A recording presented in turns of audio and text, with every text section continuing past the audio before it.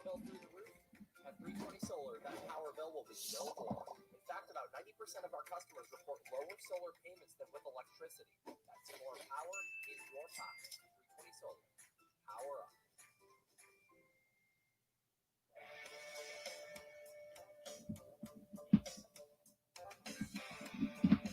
Going solar with 320 may cost you nothing down.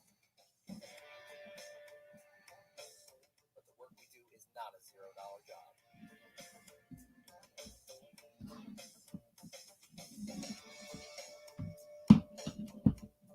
With a 10-year roof penetration warranty and solar panels guaranteed for 25 years, you can have peace of mind knowing you will do the job right every time without question.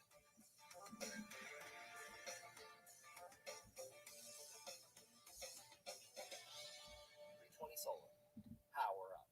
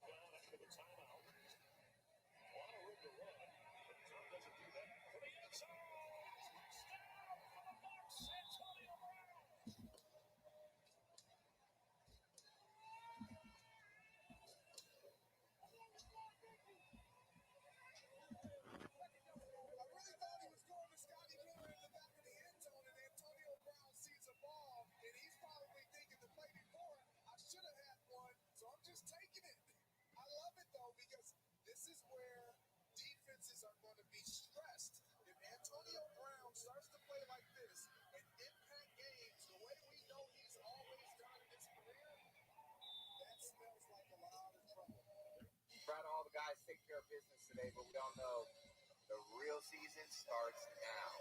See you next week. Let's go. Now let's get it all in perspective. For all y'all enjoyment, a song y'all can step with.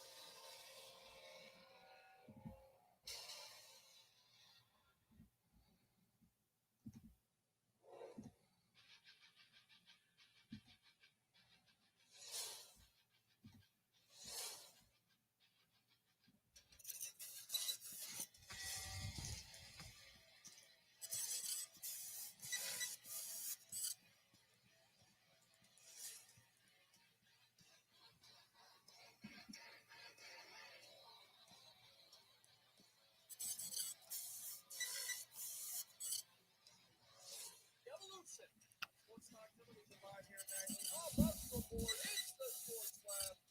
I'm your host, giving you something to think about on tonight's show. Bring your passion, bring your excitement. Just don't bring any nonsense.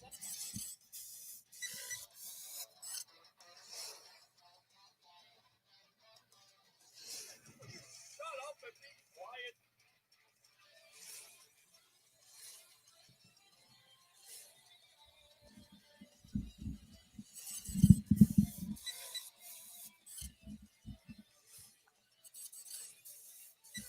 Hey guys, what's going on? Welcome back to another edition of the evolution of Sports Talk Television. Can you hear me now? I think you can hear me. It's Victory Monday. It's the Sports Web live here on Bucs Report, powered by 320solar.com. Bucs fans, how do you feel about your first round opponent on Saturday night? Yes, indeed. It will be the Washington football team at 8:15 on Saturday night. You know what that means.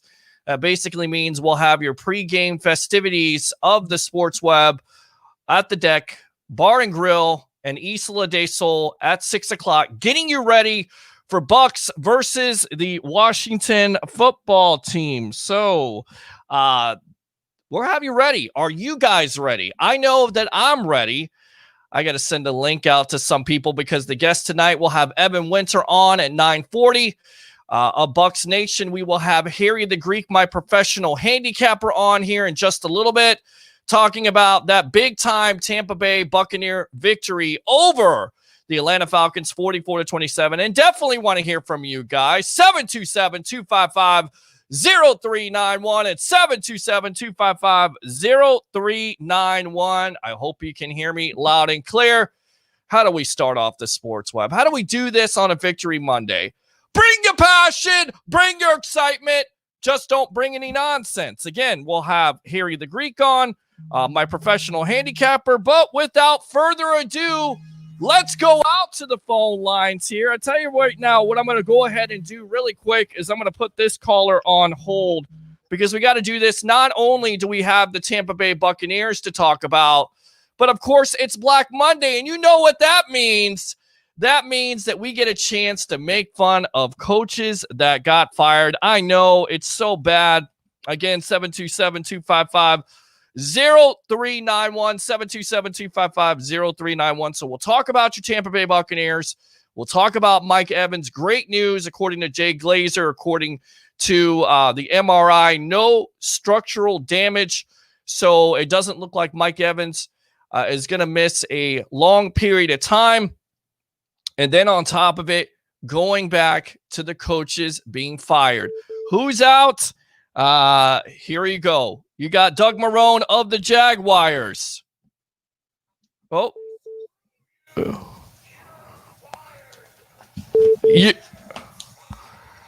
You've got Anthony Lynn of the Chargers. You've got Adam Gase of the New York Jets. Of course. A lot of people would like to fire Doug Peterson last night for the decision that he made. You also have Bill O'Brien. What are you saying, Vince? Exactly. And you've got Dan Quinn. And then you've got Matt Patricia. So there you go. It's Black Monday. What do you want to talk about besides the Tampa Bay Buccaneers? All those coaching firings. Rumors are all over the place in Jacksonville that it could be Urban Meyer. Who would you like to see go there if you even care? You don't necessarily have to be a Bucs fan to like the Sports Web, but we will definitely talk about the Tampa Bay Buccaneers. So let's go out to Jacob Shar now of the Hard Count Football Podcast. And I got to feel like right now, my friend, I'm going to fire the cannons for you. Because Adam Gase is done. He's fired. So what are your thoughts about that, my friend? Oh, Peter, I'm having a great day today. Today, I feel good. I feel optimistic for the future as a Jets fan. But the reason I came on here was because I couldn't wait until tomorrow night for my show to sound off about this Eagles game. Mm-hmm. Because I have been so heated about what happened last night on Sunday Night Football. And here's why. Right. A lot of people are coming at me and saying, oh, well, Jacob, you're a Jets fan. They've been tanking all year. No. What the Jets have done all year is just be awful. They have been terrible. They were terribly coached. They didn't have a ton of talent on the offensive side of the ball. Their quarterback was garbage all season, and it just didn't work out. You could say that Greg Williams' play people are saying that was a tanking move, but that was, anybody who's watched football for any period of time knows that was just a Greg Williams move. That was just very Greg Williams of him to do that on that last play. Mm-hmm. What the Eagles did last night was embarrass not only themselves, not only the players, but the entire NFL.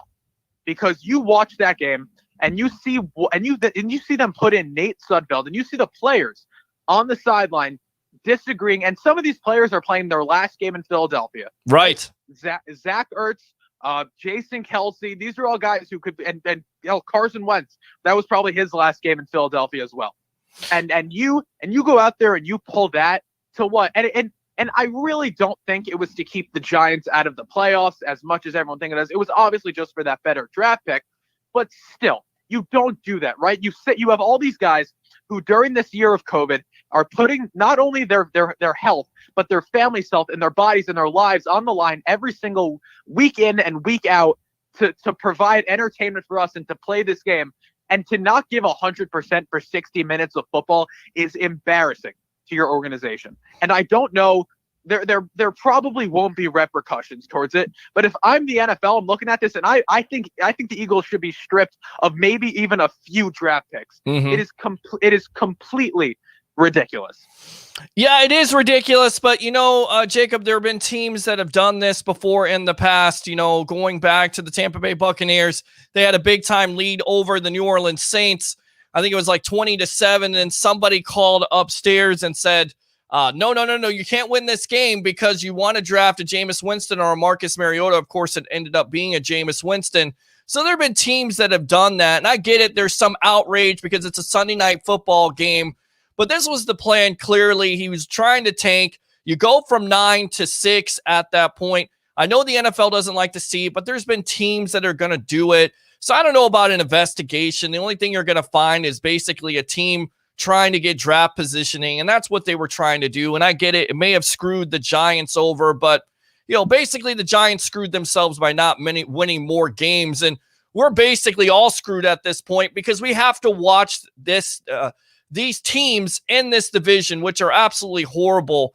The NFL may have to, change the rules eventually with giving a home game to an NFC East opponent because it's absolutely atrocious. But I think teams have been doing this for a long, long time. So, yeah, it was hard to watch, and to watch all those players just distraught on the sidelines. Like the emotion involved in it, I just can't. Yeah. I don't know. I can't get behind it at all. It's just a complete. I don't know. It felt completely ridiculous. But yeah, this division was atrocious all year. And as for the Giants, I completely agree.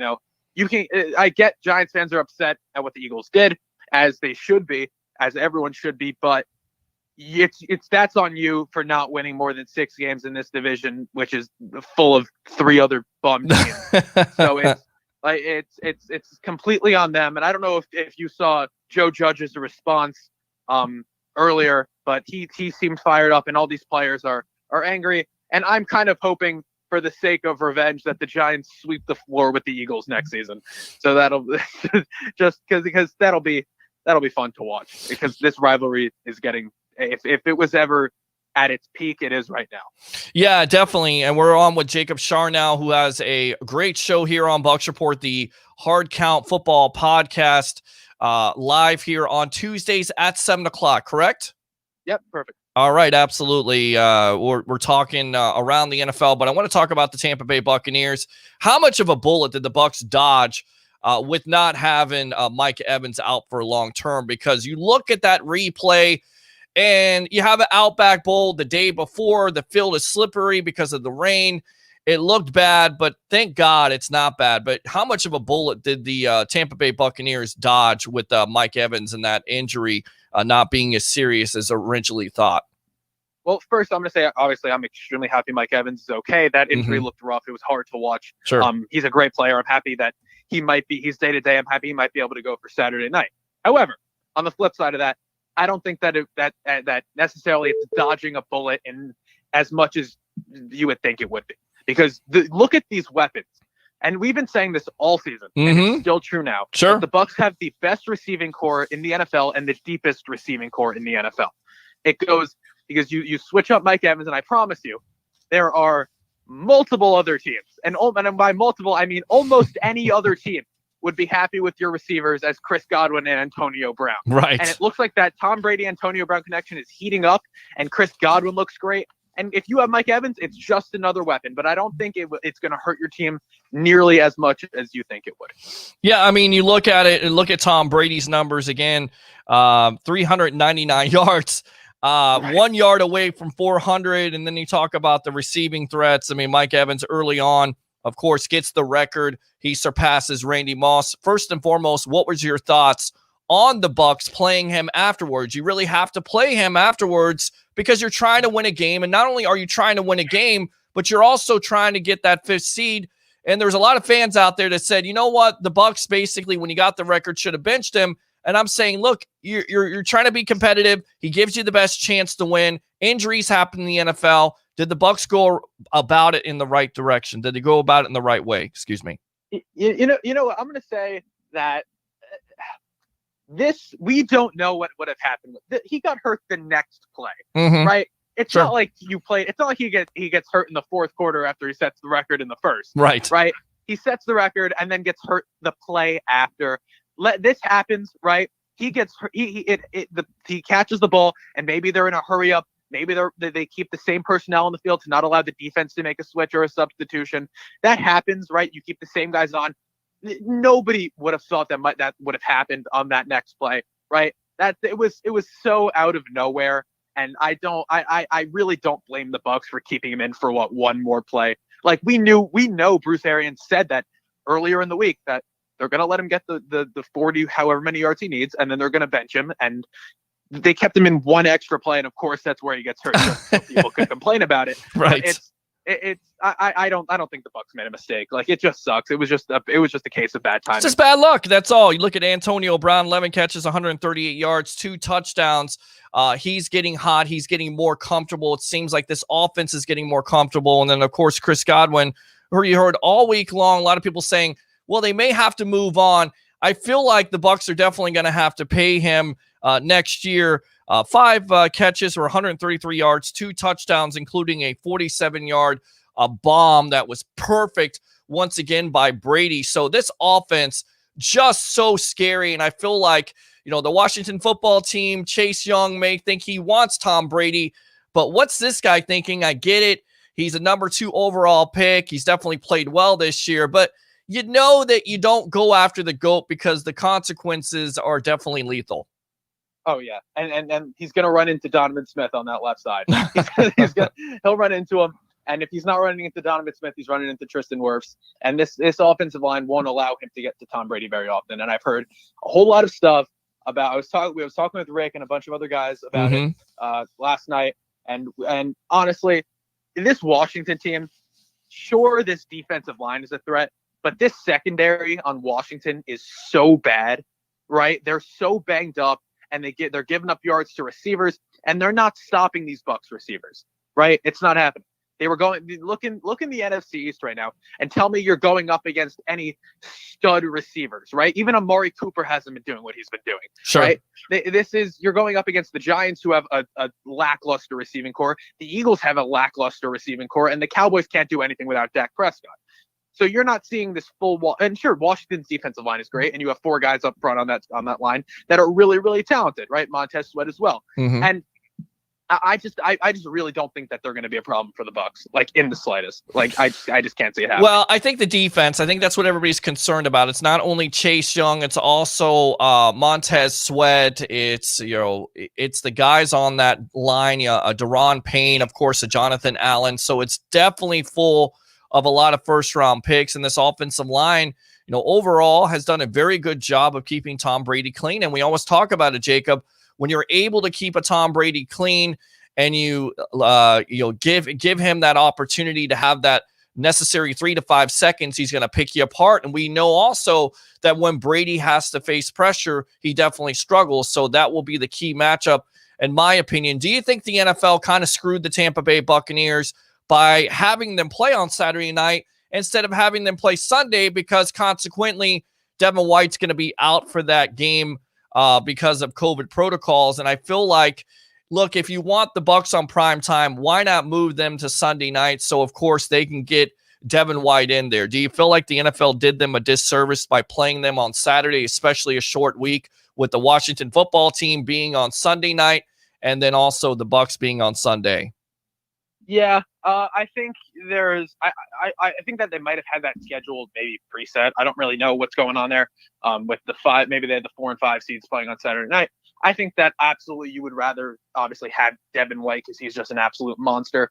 But look, this Atlanta offense that you guys just played last week, they are an explosive offense, right? They have a bad defense, but they have a relatively explosive offense. Sure. In some weeks, right? And when they click, they click.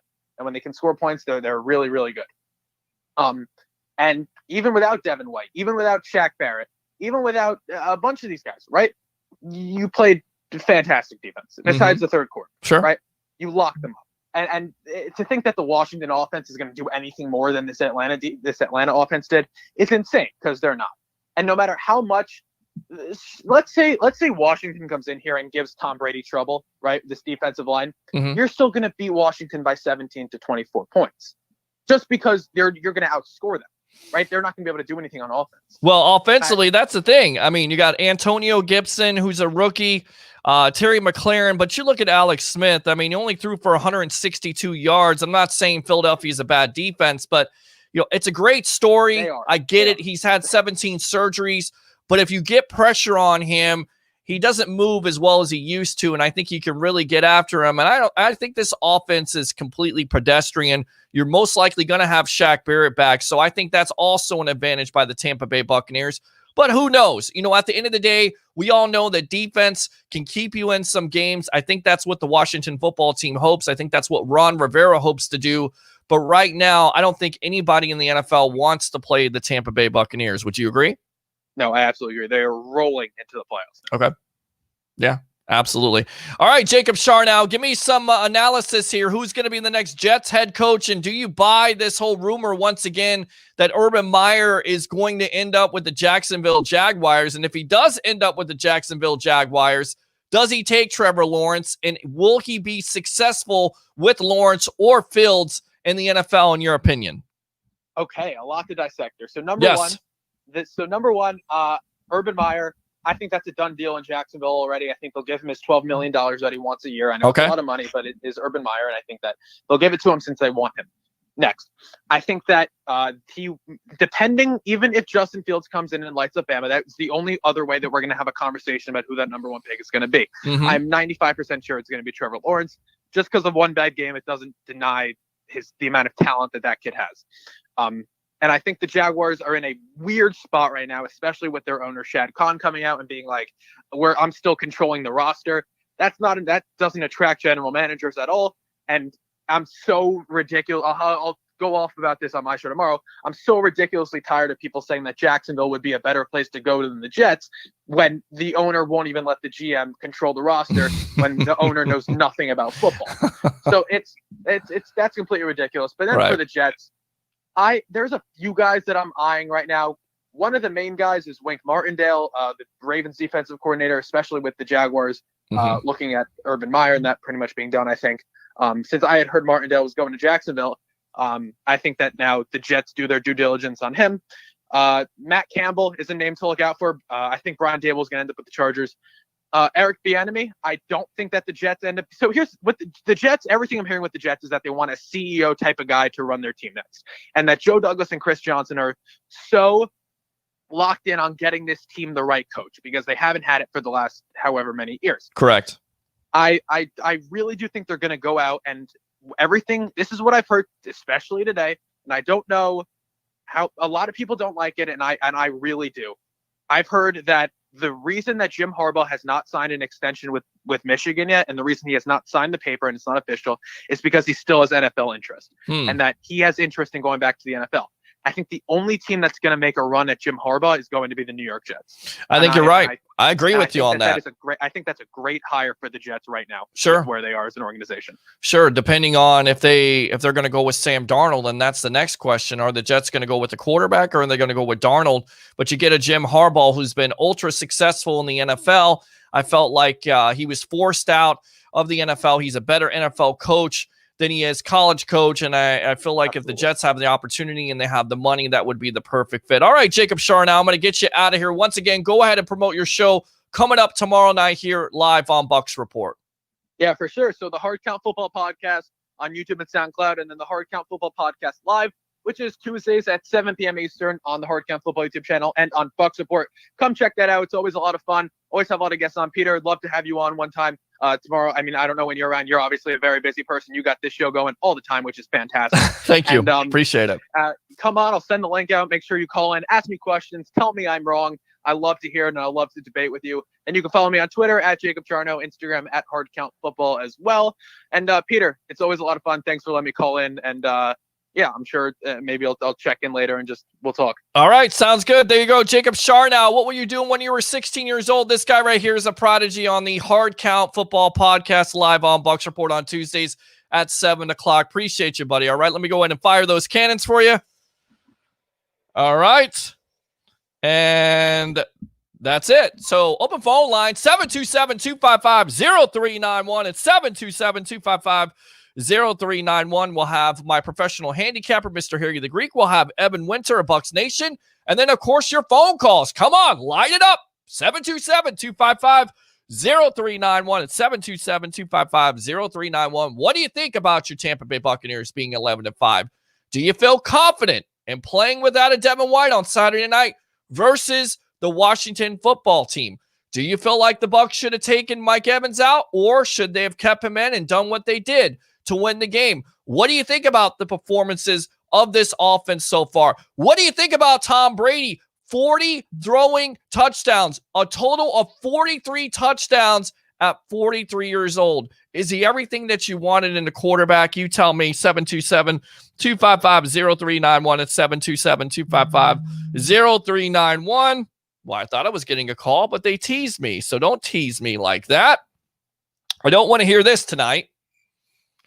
That's crickets. I don't want to hear this tonight, because if you troll me, then I'll troll you back. And I'll do this. But it is Black Monday, so we got to play this again. Exactly, which is what a lot of owners and general managers told their coaches today. Let's go out to the phone lines. Welcome to the Evolution. What's your name? Where are you calling from? Mr. Peter Blake. Yes, sir. What's up? Ron, buddy. Ron McClary, buddy. Ron Bucs. Oh, okay. All right. Good stuff. What's up, buddy? What's going on, Pete? Nothing much, buddy. What's going on with you? What do you think about this big-time win from the Tampa Bay Buccaneers? Pete, it was awesome. I was right there about probably 8-9 rows up from where they had the initial lower seats blocked off there. But yeah, that injury looked a little bit ugly there. It happened like pretty much directly in front of me. Beautiful ball thrown right in there by Brady. It looks like it was right in between the hands, and Evans closed his hand perfect time. It almost looked like, I guess, when the ball reached his hands, just the pain from him tweaking that knee. He dropped the ball pretty much right when it hit his hand. His knee just buckled, and he went down. And I was like, oh, because you saw it, and it happened right there. And I'm thinking, oh boy, this doesn't look good.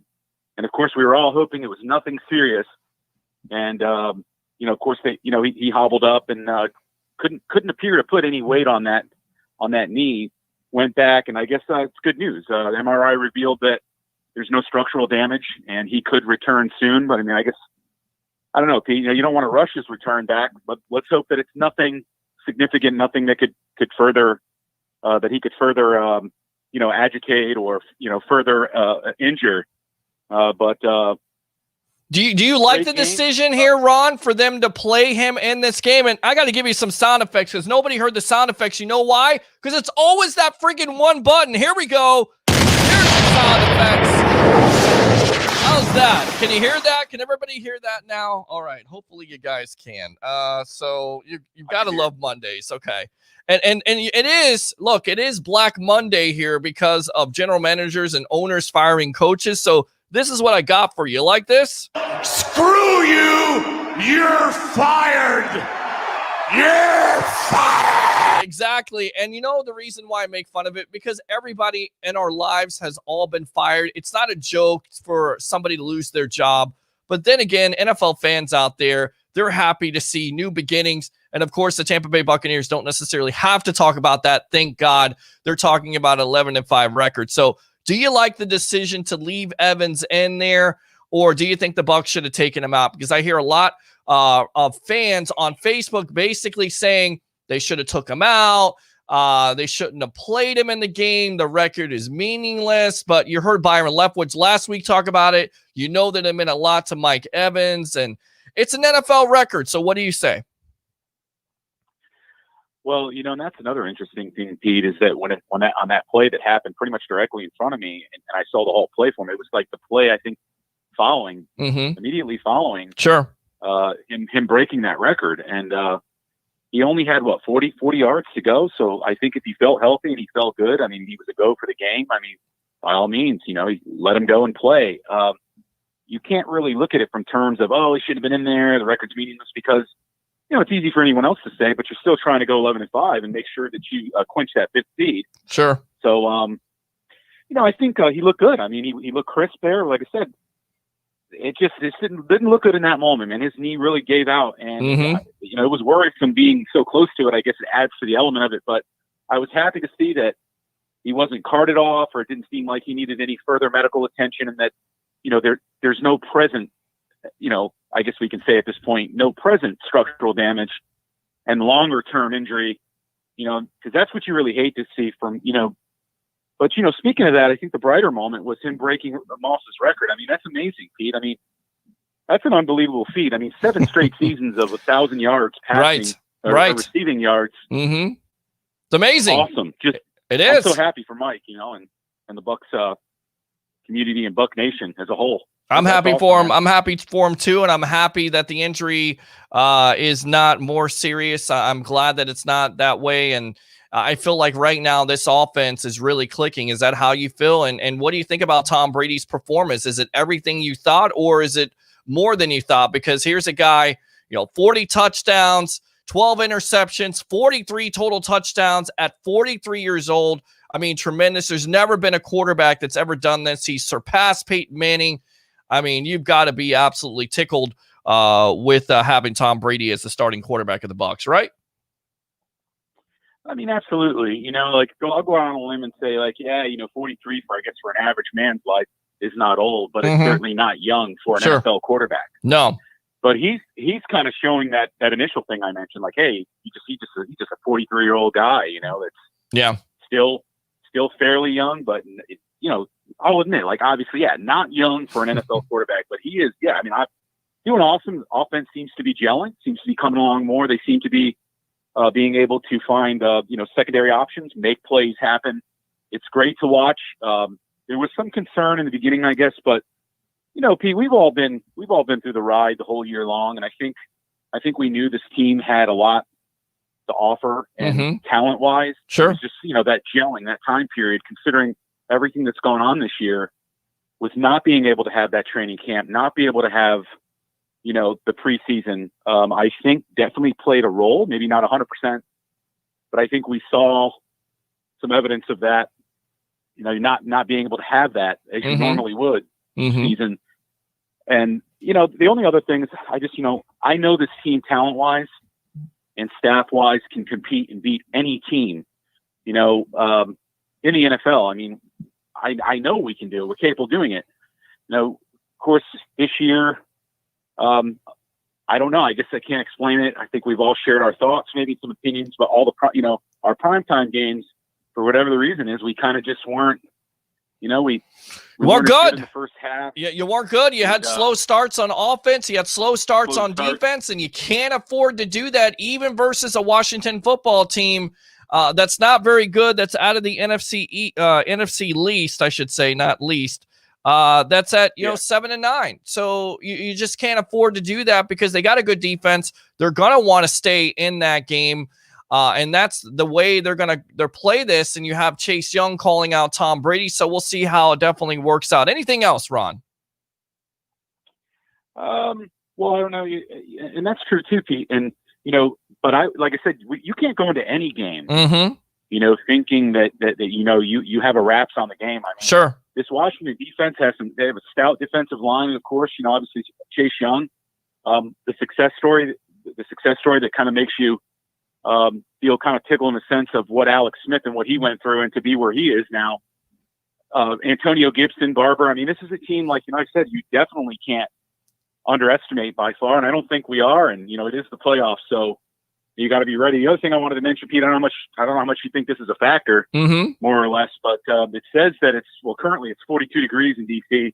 Looks like, from looking at the weather, I mean, if it's accurate, it'll be 39 degrees Saturday game day. So, well, I would like to think the weather shouldn't really be a huge factor, but I mean, it's going to be pretty cool.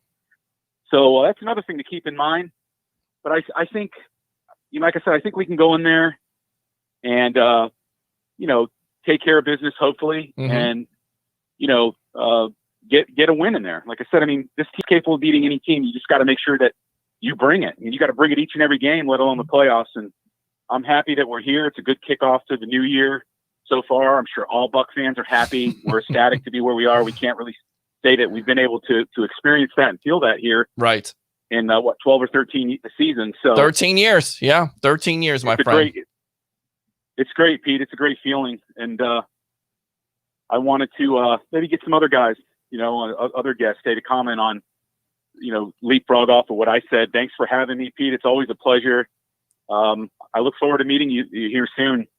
Blake, Tampa Bay Ray, Harry. Yeah, I get it. Get out there to the Deck Bar and Grill. We'll get you on camera, my friend. Thanks a lot for the call. Appreciate you. All right. Hey, Happy New Year, Pete. God bless you, and great show. Thanks a lot, buddy. Appreciate you. Happy New Year to you. Let me go ahead and fire. I was told you couldn't hear the sound effects. Hopefully you can hear them now. All right, let's go out to the webheads, read these comments. First says Timothy. William Sean, great day to be a Bucs fan. Timothy again, hell yeah. Milo says, I hope they put Young on Tristan Wirfs so he can get dominated with his 7 sacks. Ken says, you're going to get Tom all right. Will Sean says, agreed. Ken, they won't put Young on Wirfs. They know better. Edward says, defense, Buddy Ryan. Will, you and any no parts, you don't want any parts of Chase Young. I think that's what he's saying there, Will. Let's see here. David says, go Bucs. We're playoff bound. Fire those cannons as we shout. And we looked good yesterday. So pumped for this weekend. Let's go. Timothy says, sound low for anybody else. We got it. We got it figured out. Hello, Bucs Report. Woo, says Pac-Man 504. David says, yeah, me too. Milo says, Tom needs to offer bonuses to the offensive linemen for pancakes on Young. Robert says, tough defense. Let's not take them lightly. Absolutely not. Never take a team lightly because we know what happened in the past with the Seattle Seahawks, right?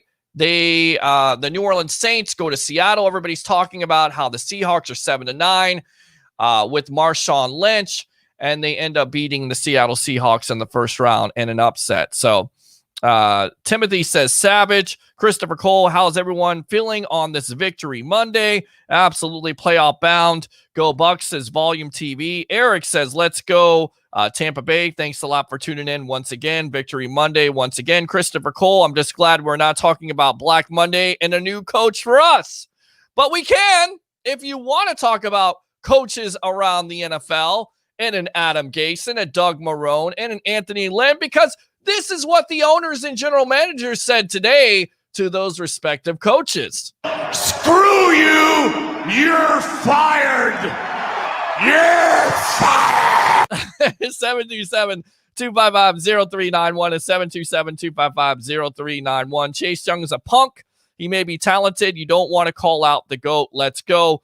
Will says, no hate. Brady's the GOAT until he's got pressure. Washington football team front four is nasty. That it is. It's a big-time challenge. You're absolutely right about that, Will. And this offensive line will have their hands full on Saturday night at 8:15. Of course, once again, we will be live at the Deck Bar and Grill in Isla del Sol with your pre-half and post-game editions of the Sports Web. All right.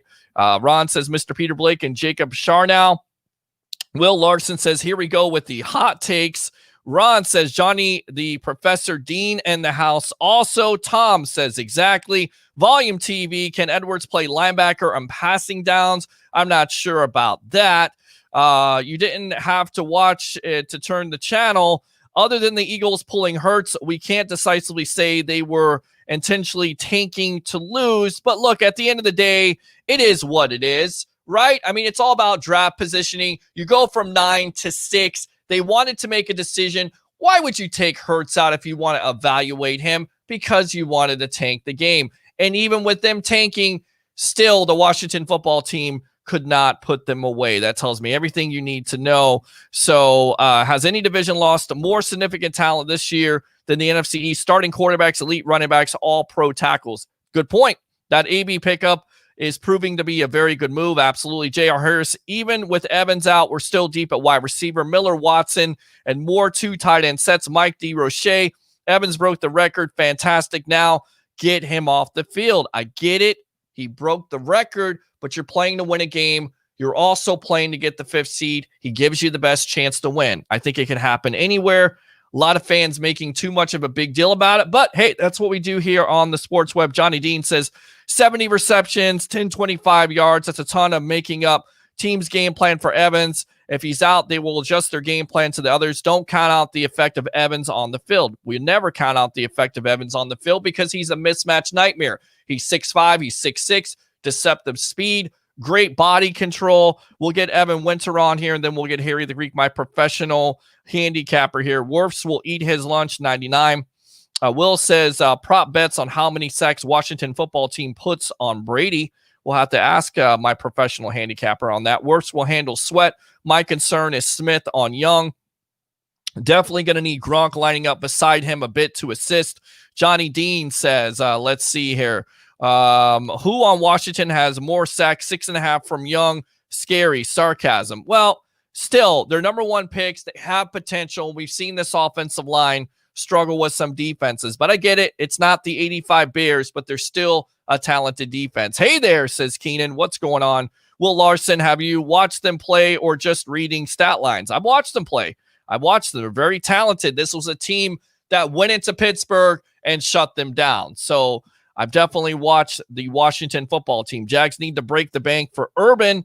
I'm not sure. $12 million. I get it. That's the going rate. But for a college coach that has no experience in the NFL, we know how college coaches have worked out. But as somebody mentioned off air, Matt Rule is getting paid big time money with the Carolina Panthers. So I get it. It's always about a measuring stick. Exactly. I think Smith handles him with the exception of play or two. If they try him on Wirfs, he's stonewalled. Will says Urban sells tickets. But look, if you're trying to sell tickets all the time, you're not going to win many football games. You need to get a coach that not only if you're going to develop a quarterback, he's going to be able to develop a quarterback. You're going to be able to have consistent winning seasons. And I'm not sure if Urban Meyer's the guy, but who knows? Let's see here. Johnny Dean, I've watched all 2 of their games. The Bucs D-line is more imposing, and Washington has no secondary, which allows Tom to find open receivers far quicker. Nothing on Washington defense is any more imposing than what the Bucs have already faced. Mike says team goals are more important than individual goals. Just saying, but once again, Byron Leftwich was coming out last week and talking about how important it was not only for Evans, but the organization as a whole. Not my words, his. Corey Brown, Jim Harbaugh to the Jets. G. Vargas with FedEx Field having a bad field reputation. I don't think Evans will play Saturday, even if he can dress. That's a good point. Will Larson says Homer. Corey Brown says trade Bill Belichick to the Lions. Not happening. OL needs to continue to protect Brady to be effective. Agree with that. David says defense needs to play well in the playoffs. Johnny Dean, players also get paid by game incentives, so sitting a player for a game affects their wallets. Try telling a player he's getting sat down while there's still a game that matters to play. Also, unless you sit all starters and activate the practice squad, you cannot justify sitting one starter over another. Corey says Bucs 45-20 over Washington. I like the prediction already. Carl, every fan wanted to see him break the record. Anyone saying after the fact is full of stuff. I'll go ahead and fire the Connie says Corey Brown is back, so that means he's the number 1 troll in the sports web right now. Mike D. Roche, try telling any player their game check is meaningless. Maybe someone you're cutting. Ben, Victory Monday. Ben again, we're only getting started. Ben again, ready to make Young eat those words. Corey says Dan Quinn, Chargers or Lions head coach. Not sure about that. Paul says thank goodness for Mentor. Not too much of a drop-off for a couple games replacing White. Mentor has always shown up when we needed him. G. Vegas, don't forget about Tyler Johnson. Even though he gets 1 catch a game, he's always running hard after the catch. I never forget about Tyler Johnson because I was one of the first people to talk to Tyler Johnson at the Outback Bowl, and you can hear those comments if you peruse Leo Word, Bucs Report. Bucs over Washington, Bears over the Saints, Seahawks over the Rams, Bills over the Colts, Browns over the Steelers, Titans over the Ravens. Okay. Joey says, to be honest, we need Devin White. He's a huge difference maker. I agree. Benny says Saban could not make it. in the NFL. I agree with that. And Paul says, no way Evans sits if he can go all the losing seasons and to miss the first chance in the dance. Not going to happen. So let me go out to Evan Winter of a Bucs Nation here. Welcome to the evolution of sports talk television, my friend. And of course, the Bucs go to 11-5. They run the table. They beat the Atlanta Falcons.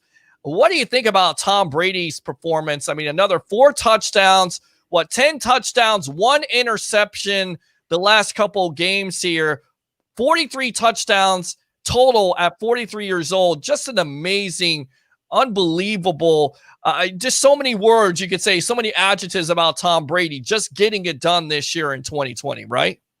Yeah, man. Hope you're doing well, by the way, Peter. Good to be back on with you. It's been an absolute thrill watching Tom Brady execute this offense. I mean, yeah, he's taken some lumps. He's had some moments where he struggled, and the offense has had some moments where it struggled at times as well. But this is a notoriously hard offense to learn in the first year, especially when it's the quarterback's first year. And you've got to love watching just this team, what it's done over the course of 16 games. The biggest play that has stuck out to me, honestly, all year long was just this past week. Chris Godwin's 47-yard reception on the 3rd and 12 that essentially won the game for the Bucs. Kind of put that last final straw, helped the Bucs go back up by 10 when he caught the touchdown three plays later after that. But that, to me, showed a clutch factor that I have not seen, especially to that degree, a 3rd and 12 where you have to have the play because who knows what happens if you don't get that conversion. I haven't seen that type of clutch play in Tampa Bay in that type of context in a really, really long time. And it's officially to the point where anytime the Bucs go down, as long as it's not 31-0 in the first half like the Saints game back in week 9, then I have all the confidence in the world that Tampa Bay will come back in the game, specifically because Tom Brady is on this team. Yeah, no, absolutely. And right now, this offense is, running at a full tilt. You look at it, Mike Evans going out yesterday. Did you agree with the decision to play him even after getting in the record? Because I feel like, once again, if you bench him after he gets the record, it's not a good thing. He also gives you the best chance to win. He makes an impact on the field. And, of course, at the end of the day, Evans also wants to play the game. So, in your opinion, did the Bucs do right by still playing him even when he got the record over Randy Moss? Yeah, man. They needed to win the game. They had to win in order to ensure that they would get the 5th seed in the playoffs.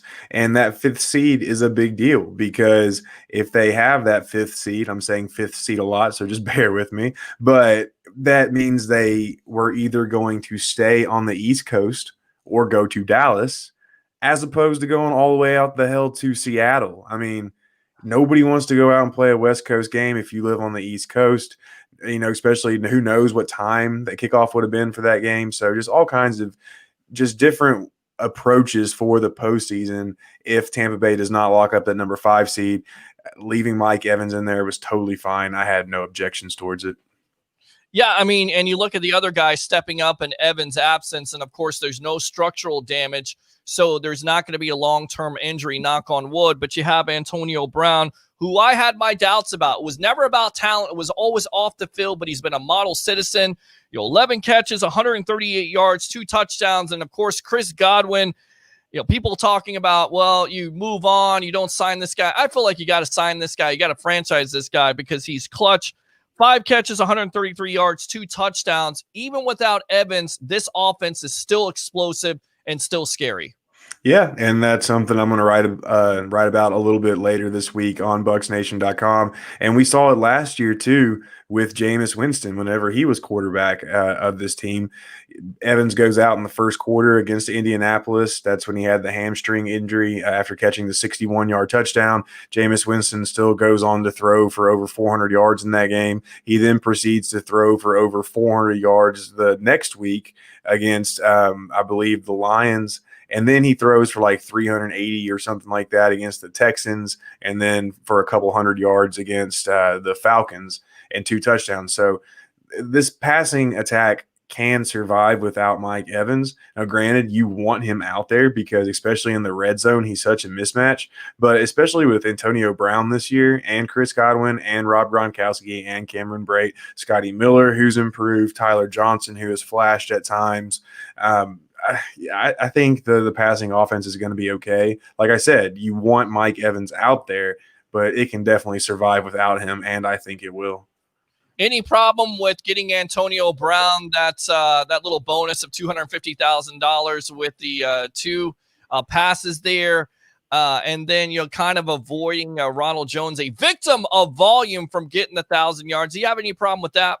No, not at all, man. I mean, just they're out there playing the game. It's the last game of the year. Like I said, they still needed to win the game, and the Falcons were coming back. I mean, they were not going to lie down in that game, so you still had to put your foot on the throat at the end of the day.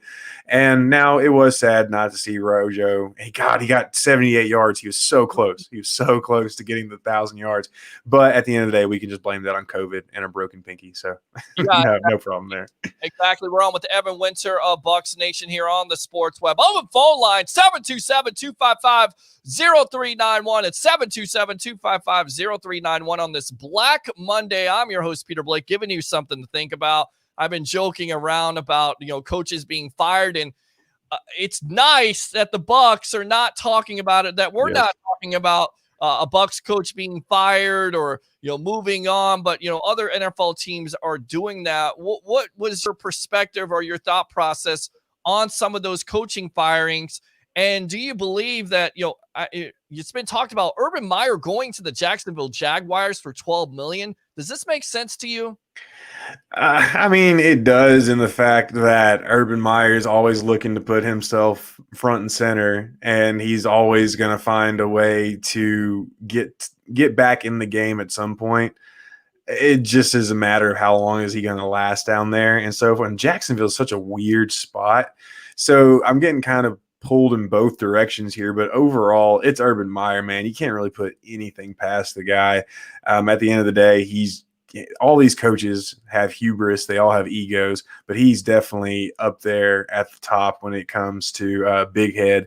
And he's just it's just the ultimate Urban Meyer thing for him to try to pull a team like the Jaguars out of, the dumpster juice category and elevate them back to what they were in the late 90s. But I don't know, man. We'll see. I don't think he can do it personally, but if he has Trevor Lawrence, who knows?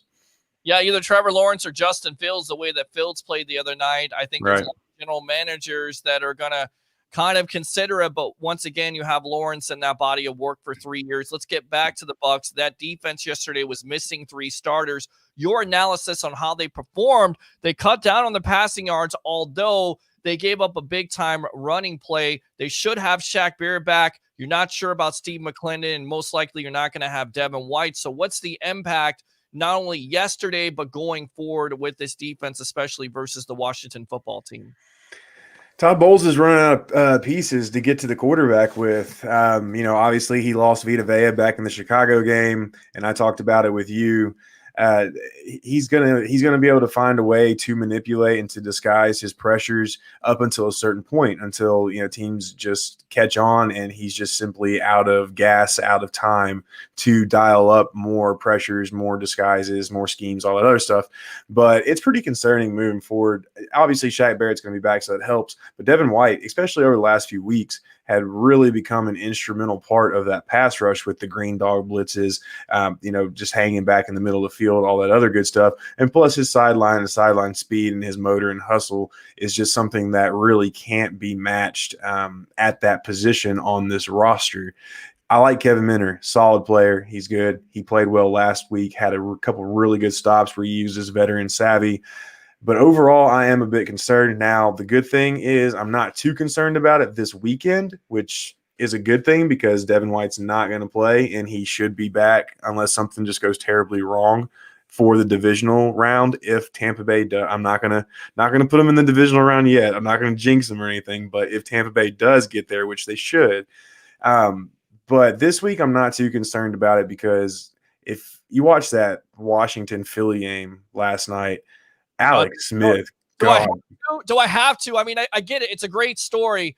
Alex Smith going through 17 surgeries, nearly his leg being amputated.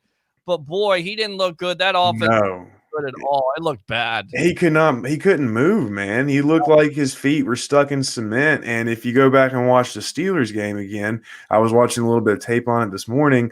A lot of the plays that that Washington made in the passing game came off of Alex Smith's legs. And that was against a really good Steelers pass rush. They're going up against not as good as a Bucs pass rush. It is as good as a pass rush when it's healthy, but not as good as a pass rush as the Steelers. But still, you've got Todd Bowles who's going to dial up blitzes, especially if he's playing three safeties again on the field. You're going to see Antoine Winfield getting back there, Jordan Whitehead. You're going to be seeing them being used. So Alex Smith's lack of mobility, if that calf is still bothering him even half of what it was doing on last night, then I'm not too worried about Tampa Bay's inability to get to the quarterback. What are the biggest concerns offensively besides an Alex Smith? Is it a Terry McLaurin and an Antonio Gibson? Yeah, Gibson's scary. Not too impressed with how he runs the ball, though. He kind of shakes and bakes in the hole. He doesn't really get north and south. Now he has really, electric speed. Obviously, he can break one at any point in time. But I think he's still kind of finding himself as an actual NFL runner. Terry McLaurin does scare me, though, especially whenever they play him out of the slot. I'm actually working on this as well for this week. I got a lot of things coming out this week. Obviously, it's playoffs, but one of my key matchups this week, and I'll give you all a slight preview, is going to be Sean Murphy-Bunting against Terry McLaurin in the slot. A lot of people think Terry McLaurin lives on the outside, is an outside receiver. He is. However, he still leads the Redskins in slot targets, and he also, I think, is second on the team in targets out of the slot. So they use him, they intermix him out of those positions a lot. We've seen Sean Murphy-Bunting struggle over these last few weeks. So if there is one spot to attack on this Tampa Bay defense, it is that slot position, especially in a nickel formation. And that's, I feel like, what the Redskins are going to try to do. Are they going to be able to do it? We'll obviously won't find that out till Saturday. But yeah, man, if there's a spot that scares me on this team, or in this game rather, it's definitely Terry McLaurin out of that slot position against Sean Murphy-Bunting. Yeah, I mean, and I think Sean Murphy-Bunting played well yesterday. I think he played a lot better than he did in the first matchup. Of course, he had a turnover later on in that game, so he definitely stepped up. Excuse me. But Carlton Davis should definitely help that secondary. They're looking to get him back. So on defense, of course, we've been talking about a Chase Young calling out a Tom Brady. This is not necessarily a smart decision by the young man, right? No, not at all. And I mean, you gotta love it though. It's a rookie. I mean, imagine being 20 years old or 21. I don't even know if he's legally able to drink, but either way, being 21 years old in the NFL and getting to the playoffs in your first season, the adrenaline's pumping. Just beat a division rival as well, even though you technically really didn't beat them, I guess. But either way, bad call. But hey, man, Chase Young's not the only guy that we've got to worry about on this Washington's defensive line. I mean, you've got Daron Payne, you've got Jonathan Allen, you've got Montez Sweat, who is just an absolute physical freak, and then you've still got Ryan Kerrigan, who I think he's healthy. He might be hurt, but I'm pretty sure he's still good to go. So you've got an excellent rotation. Washington gets a ton of pressure with just their four guys. So it's not just about Chase Young, but overall, yeah, he probably needs to keep his mouth shut and not provide the Bucs with any more bulletin board material throughout the week. What's your opinion of this offensive line? Because they played well the last couple of weeks here, keeping Tom Brady clean. And we talked about it before, Evan. If you do keep Brady clean, you give him the time, he'll be able to find the weapons. Do you think this offensive line can do that versus this Washington football team, and Brady can basically start to cook once again? I think they can, but I definitely think it's going to be a tougher go than the Falcons, the Vikings, and the Lions. It's hard to kind of dip back to the pre-bye week Bucs because there was so much dysfunction. And even though the opponents haven't been as good, and Washington's still not a good opponent, you feel like you more want to base what they've done over these last four games moving forward.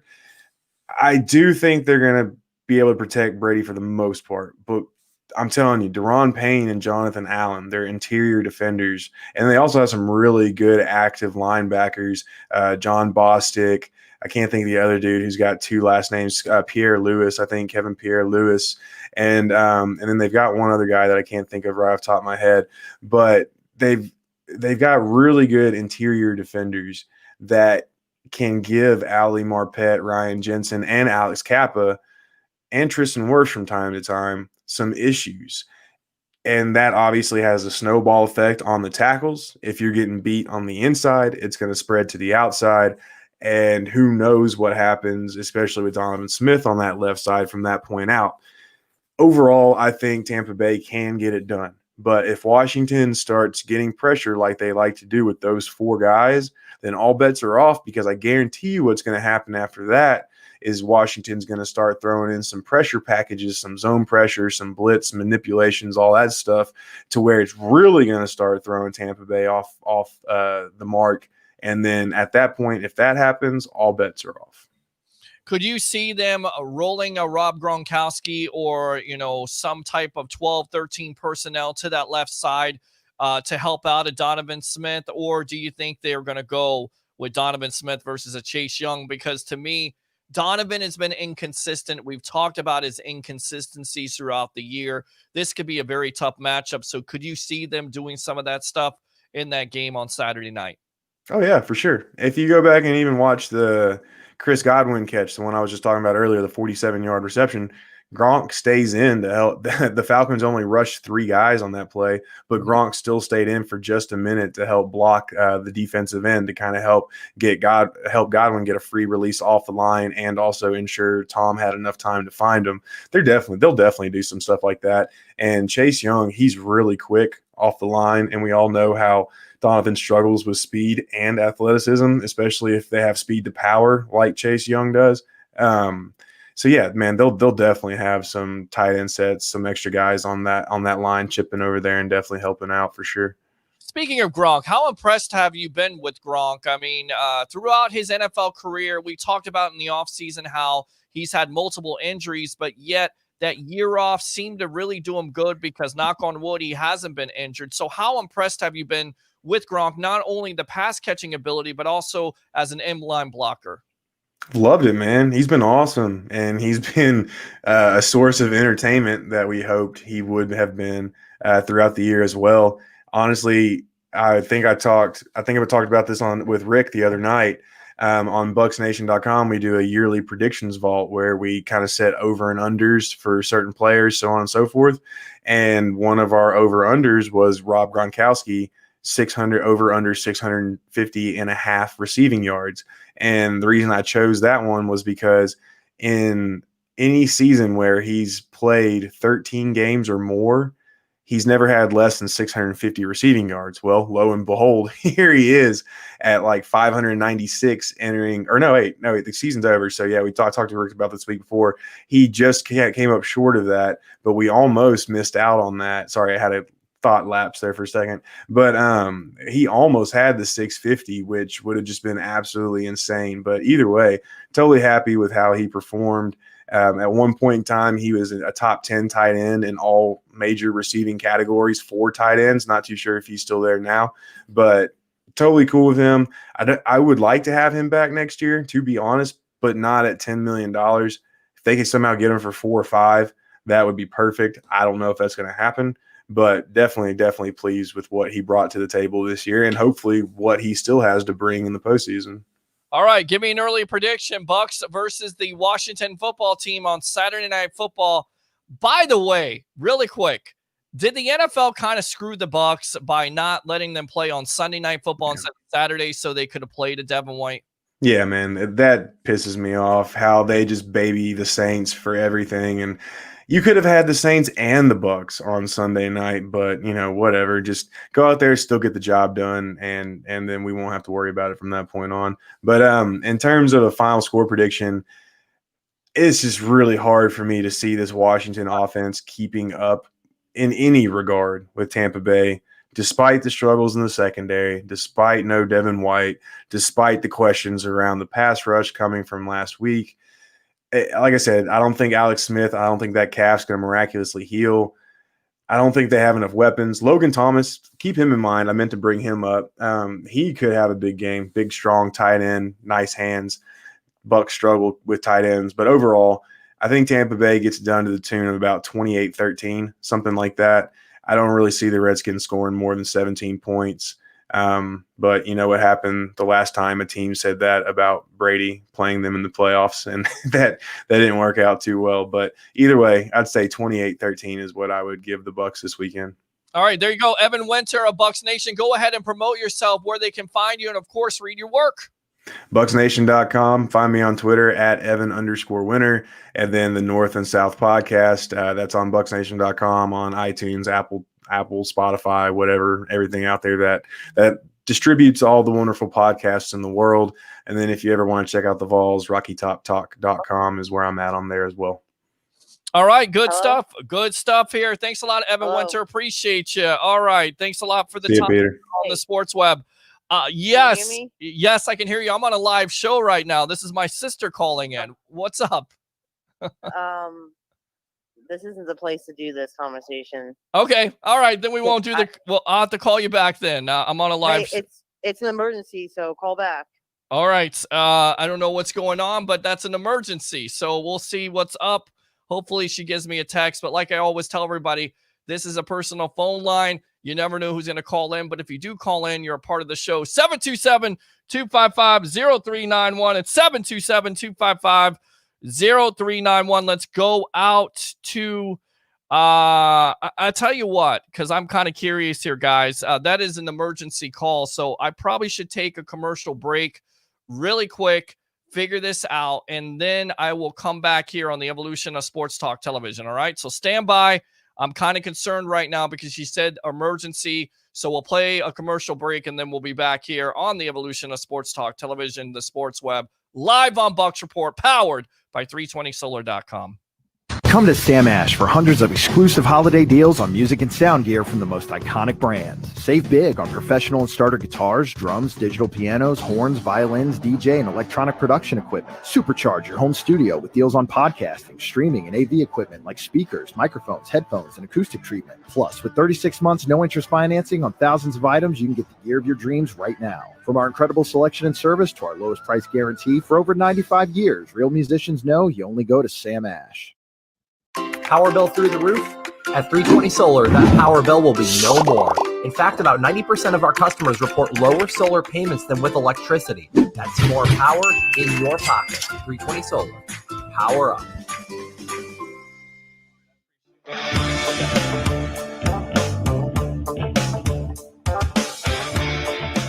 Going solar with 320 may cost you nothing down. But the work we do is not a $0 job.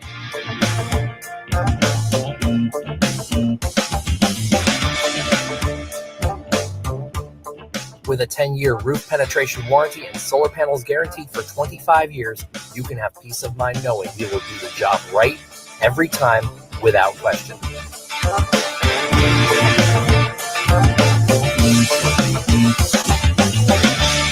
320 Solar. Power up.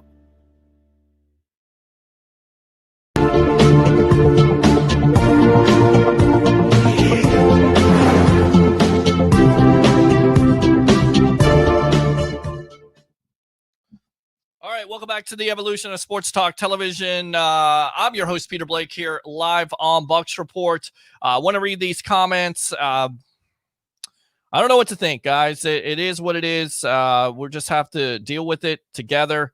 Of course, I don't know if you know, but my mother got into a car accident a couple weeks ago, and I guess she's having some complications. There's nothing I can do about it. I can only be here and do what I love to do. So if something happens and I have to end the show, I will definitely do that. But for right now, I'm here with you guys.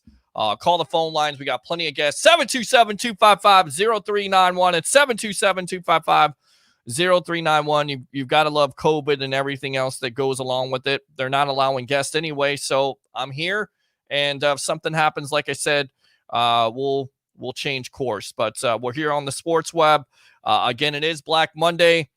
Coaches being fired, the Bucs winning 44-27. We got plenty of guests here to talk about Bucs football. So let's do it together. All right. All right. So let's go ahead and go out to these phone lines. To be honest, we need Devin White. He's a huge difference. Absolutely agree with you on that, but he's not going to play in this game. So once again, it's going to come down to Kevin Minter playing in this game. Led the Bucs yesterday with 9 tackles, 6 solo, so did a good job. Does he have the type of athleticism that a Devin White has? Not necessarily, but he's a good veteran. He's going to do what he can do, and we talked about it. The Washington football team, not a great offense. So let's go out to Benny here. Saban could make it. We read that comment already. Sorry about that. You're exactly right. Let's see here. Leon says, I really worry is the special teams that were is a vast improvement. How do you feel about this? Absolutely. With special teams, the kicking situation overall, it is definitely improved from last year. It cost you games last year. This year, it won you games. So a big time impact here. Doesn't Evans' uniform he was wearing on Sunday now go to the Hall of Fame? If so, do you think that's why he wore the pewter uniforms yesterday? I'm not sure, but it's a good point. Definitely you would put him in that pantheon, Leo word, of Hall of Famers, would you not? I think you would. Ron says, Johnny Dean, I agree, Johnny, but they do have 2 backs that can break it. Stout defensive line along with an edge pass rusher. Again, Washington football team, you got to play your games. You got to play your game no matter if it's a 7-9 football team. It's now the postseason. It's 0-0. Joey says, I still think the Falcons are a much better team than Washington. They just can't finish the game, so I'm not worried about Washington football team. Okay. AB has some moves after the catch. I always knew that, but it feels good now. He's a Buccaneer. Johnny Dean says, the only thing that bothers me is the Washington game is I really don't want to be the team that ends Alex Smith's career. That's the extent of my worries in this game. They need to worry about JPP, Sue, and of course, Shaq will be back. If Tampa gets an early lead, then I predict a 20-point victory. Certainly can happen because the Washington football team isn't built to come back. Let's go out to the phone lines. Welcome to the Evolution. You're on with yours truly. What's your name? Where are you calling from? This is Chad from Clearwater. Hey, Chad. How you doing, bud? Peter? Yes, sir. Mm-hmm. What's up, Bubba? How you doing, bud? Man? Absolutely. I'm doing good, buddy. How you Good, doing? man. Yeah. We're doing well over here in Clearwater. Absolutely. I think a lot of people are doing well in Clearwater right now because of what the Bucs are doing. You got to be happy with it. Give me your thoughts on the game yesterday, and what are you thinking about that matchup versus the Washington football team on Saturday night? All right. Well, we already know that White was out. We know that Shaq was out. The only thing that kind of worried me, I'm sure you were there last year. I went to the last game last year against the Falcons. Right. I mean, I know this was last what a year, difference a year makes, right? I mean, what a difference. I'm just saying, right. Man, like last year, I went to that game last year, Correct. and the Falcons destroyed our secondary. That's the one thing that scares me with this team, man. It really does. Well, not only did the Falcons do whatever they needed to do when the passing game came along with Matt Ryan and Julio Jones, but also we always know, like, if you're like a fantasy football player, I don't mean to interrupt you, but you know, there's always,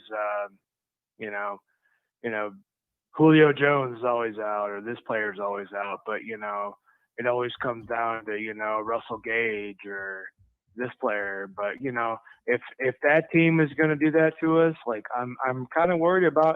I'm a little worried about Washington, man. Mm-hmm. I really am. I really think that, I hope that they call the right game plan, but I just hope they really focus on, JD McKissick on the dump offs, Well, I mean, if that's what you have to worry about, J.D. McKissick and Terry McLaurin and Antonio Gibson, I think you're doing a good thing. And Logan Thomas. Logan Thomas is not a bad player, but we're not talking about, again, the greatest show on turf or something. It's the Washington football team with Alex Smith. They're going to do everything they can to stick in the game. I agree with you, Chad. I mean, there's worry about it because you don't want, of course, the Bucs not to be focused to play down to their competition. But with Tom Brady at the controls, I cannot see them doing that. So, yeah, I've really seen a huge change, man. Going from Winston to whatever. It's just seeing Brady in there has been, I'm kind of looking for, like, whenever I see Brady throw, I'm looking for, like, Welker. I'm looking for, Edelman, and who's had on our team? Scotty Miller. Well, you got Scotty Miller, you got Antonio Brown, Right? you got that's the Chris same Godwin. guy, I mean, I think they're different. They all work in different. I think they all right. work that slot. They all work those up and in routes. But I think with Scotty Miller's actual speed, I think he ran like a 4.3 something. Right, 4.3. Where did he play at? Bowling Green. Bowling Green. Yes, he did. Absolutely. Bowling Green. Yes, sir. Yes. Yeah, I think he's such an underrated target, man. That's why I think if you looked on the little chit chat there, man, like I think I threw that in there, but. Well, I didn't get a chance to read your comments, but no, totally fine, man. I totally appreciate what you and the Bucs guys do, man. Hey, appreciate you, Chad. Thanks a lot, man. I'm gonna go ahead and fire those cans. I'm gonna get all these guests on right brother, now. Fire them up, man. Love you, buddy. Take it easy. Appreciate you right there. He was excited. He was excited on Black Monday. Let's go ahead, get our guest on here. Again, I apologize to all them, but you just never know what's going to happen. And then you get a call from your sister out of the blue and you think it's a joke and it's not. So everything's going to be good. We'll continue on with the show. Let's go out to Harry the Greek, my professional handicapper. Let's go out to Mr. Eugene Thomas. Gene Thomas, a Buck What You Heard, a show that can be seen and heard here. What days again, Mr. Gene Thomas? That's going to be on Friday at 7 p.m. Eastern. All right, Friday at 7 p.m. Eastern here. We'll go out to Joshua Cole Allen. Let's go out to Rick Hughes. And let's go out to the Duke. What up? 6 people on at the same time. Welcome to the evolution of Sports Talk Television. I got to go to you first here, Gene, because you wanted to respond to the caller. You wanted to respond about this win yesterday and also talk a little bit about this matchup, and then we'll get you out of here. What do you have to say, Mr. Gene Thomas? I'm going to start out with 4-0. Since the bye week, the Bucs have not dropped a game. The Bucs came in, they took care of business, and they beat everybody that was put in front of them. I don't want to hear about the quality of the players. You can talk to the NFL about that. The fact that the Tampa Bay Buccaneers, this Tampa Bay Buccaneers team that we've seen over the last decade, they have not been able to close the deal, coming in and closing the deal the way they have. I'm 100% confident with the Tampa Bay Buccaneers going up against the Washington Generals and facing them and hopefully moving on in the playoffs. So that's not a huge concern of mine. And I think people need to go ahead and look at this season as a whole. An NFL season is a grind, and to come out with 11 wins at the end of a COVID stricken season for the NFL, I think it speaks volumes about a team with a new quarterback and a quarterback trying to learn a new system without any previous training or anything like that, just coming into the season. Yeah, and I mean, you've got to be impressed even with not having a Mike Evans who goes out after getting the record. First and foremost, do you think the Bucs ran it right by having him out there and playing the record? And what do you have to say about Chris Godwin and Antonio Brown? Oh man, I'm happy with that. I think they should have played Mike Evans. This is the NFL. I can remember a time when you didn't sit players. Players just played all the way through the season and into the playoffs. And it just, I would say, has been not that long ago where they started resting players. But I was happy to see him out there. I was happy to see him get the record. He deserves it. He's a huge part of this franchise. Breaking the majority of, if not all of the notable receiving records for this team. So I was good with Mike Evans being out there. As far as Chris Godwin and Antonio Brown, you've got 3 number 1 receivers on the field. And I really hope to see the Bucs take more of an advantage of that as we go along. Anything else? Because I know you got to get out of here. You've been waiting a little bit to get on. I appreciate your time here on the Sports Web. What else do you have to say? I want to say shout out to you. Props to you, my friend. Just how you're handling everything at this moment with such poise. And, my thoughts and prayers go out to you and your family. And it's nothing but love, man. Hey, man, I appreciate you. As always, Gene Thomas, a Buck What You Heard, which can be seen and heard here on Bucs Report at 7 o'clock. One of my best buddies from back in the day. Tell you right now, if it wasn't for this guy, we wouldn't have the evolution of Sports Talk Television. I'll tell that story another day. Gene, I appreciate you, buddy, and we'll get you out of here, okay? All right, guys, take it easy. All right, there we go. So we'll get him out of there. Let's move on here to, of course, Harry the Greek, my professional handicapper. Again, thanks a lot for your patience. And Harry, I got to ask you, did you ever think in a million years, and I always ask people this, that, Tom Brady starting as the Bucs quarterback, but a quarterback that's 43 years old to have 43 total touchdowns, what's the over-under on that? Well, actually, Peter, that's a really good question because the actual total touchdowns for him to throw this year was 24. Wow. I want you to think about that. 24 for the season. When did he have that broken by? Week 7? Week 8, maybe?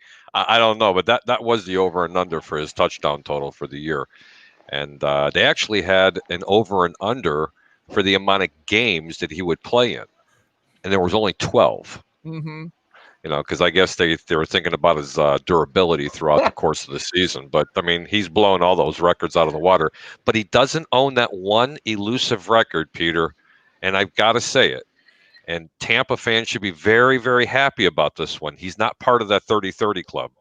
Well, that's a big-time difference, and we continue to talk about it. Last year, the turnover differential, some of the best since 1991 at Rick Hughes. I mean, you look at this game overall, 44-27. They don't have 3 defensive starters. They don't have Mike Evans, and yet they continue once again just to go full strength, full power with that offense. Defensively, they played well enough, and now you have the Washington football team and Mr. Chase Young calling out Tom Brady. Once again, not a smart choice by Mr. Young, right? All I can say is that made me happy. That really it just made me happy when he did it, because I mean, seriously, of all people, come playoff time, if there's one person on the planet you don't want to bug, it's Tom Brady. I mean, if there's one person you want to just calm down, Tom. You want to try and keep him as calm as possible and as unmotivated, if that's possible. You want it to be Tom Brady. I just think, by the other token, go ahead and make all your noise now, Chase, because you've only got 1 week to do it. So go ahead and bark and pound your chest and do whatever you got to do now, because next week you're home. So, I mean, it's, look, I understand the belief that this team has a good defensive line. I get it. I get it that any team can beat anybody on any given Sunday. I get it that it's an oblong ball and anything can happen. Okay. But they're 6-9 in a very bad division. They lost to bad teams, and they were losing to Philadelphia. Philadelphia gave them the game, and they lost the 2 weeks prior to that. I'm just trying to get a holistic picture, not hone in on the defensive line and act like that's the whole story of this team. And I'm also not going to ignore the defensive line like that's not a part of the story of this team. Okay, when you look at the holistic entire picture of this team, we are who we thought they were. I mean, they are who we thought they were. They're a 6-9 team, well, and they're a 7-9 football team, but 7-9. Sorry, right, 7-9. But I mean, okay, they're a 7-9 team, but people tend to do things like you take Seattle one year, who came into playoffs at 7-9 and had a great playoff run, and you go, so see, well, I got to chime in here about that. I'm really tired of hearing about the Chase Young thing. Okay, number one, I seen the video. He wasn't talking to a reporter. He's coming off the field after a big win. He knows he's going to be facing the Tampa Bay Buccaneers, and I don't think he knew that anybody was listening. He was pounding his chest with his teammates sitting next to him. That's the way he's trying to get fired up. Not sitting. Well, you know what I'm talking. He was walking off the field, right? Right, running off, looking up at the crowd, throwing his fist up in the air. Yeah, but he was talking with his teammates. He's like, yes, come on, man. Does he realize there's a mic 20 feet away? I mean, think about it. The guy sounded like he was whispering. He should, man. I've been on the field. I know I was on the field during, on the sidelines of games. I was conscious of that. I mean, if this guy's not conscious of that in that moment with people running around with cameras and microphones everywhere, I mean, really? I mean, this is like the guys who say something stupid on a hot mic. Well, as and usual, then everybody go, takes oh, well, it doesn't count. everybody mean- takes what I say out of context. You're not understanding me, so let me re-explain it. Okay, what I'm saying is that he doesn't realize the reporters are sitting there talking to him. Did he make a bonehead decision and say something? Yes. I don't fault him for saying that, is what I'm saying.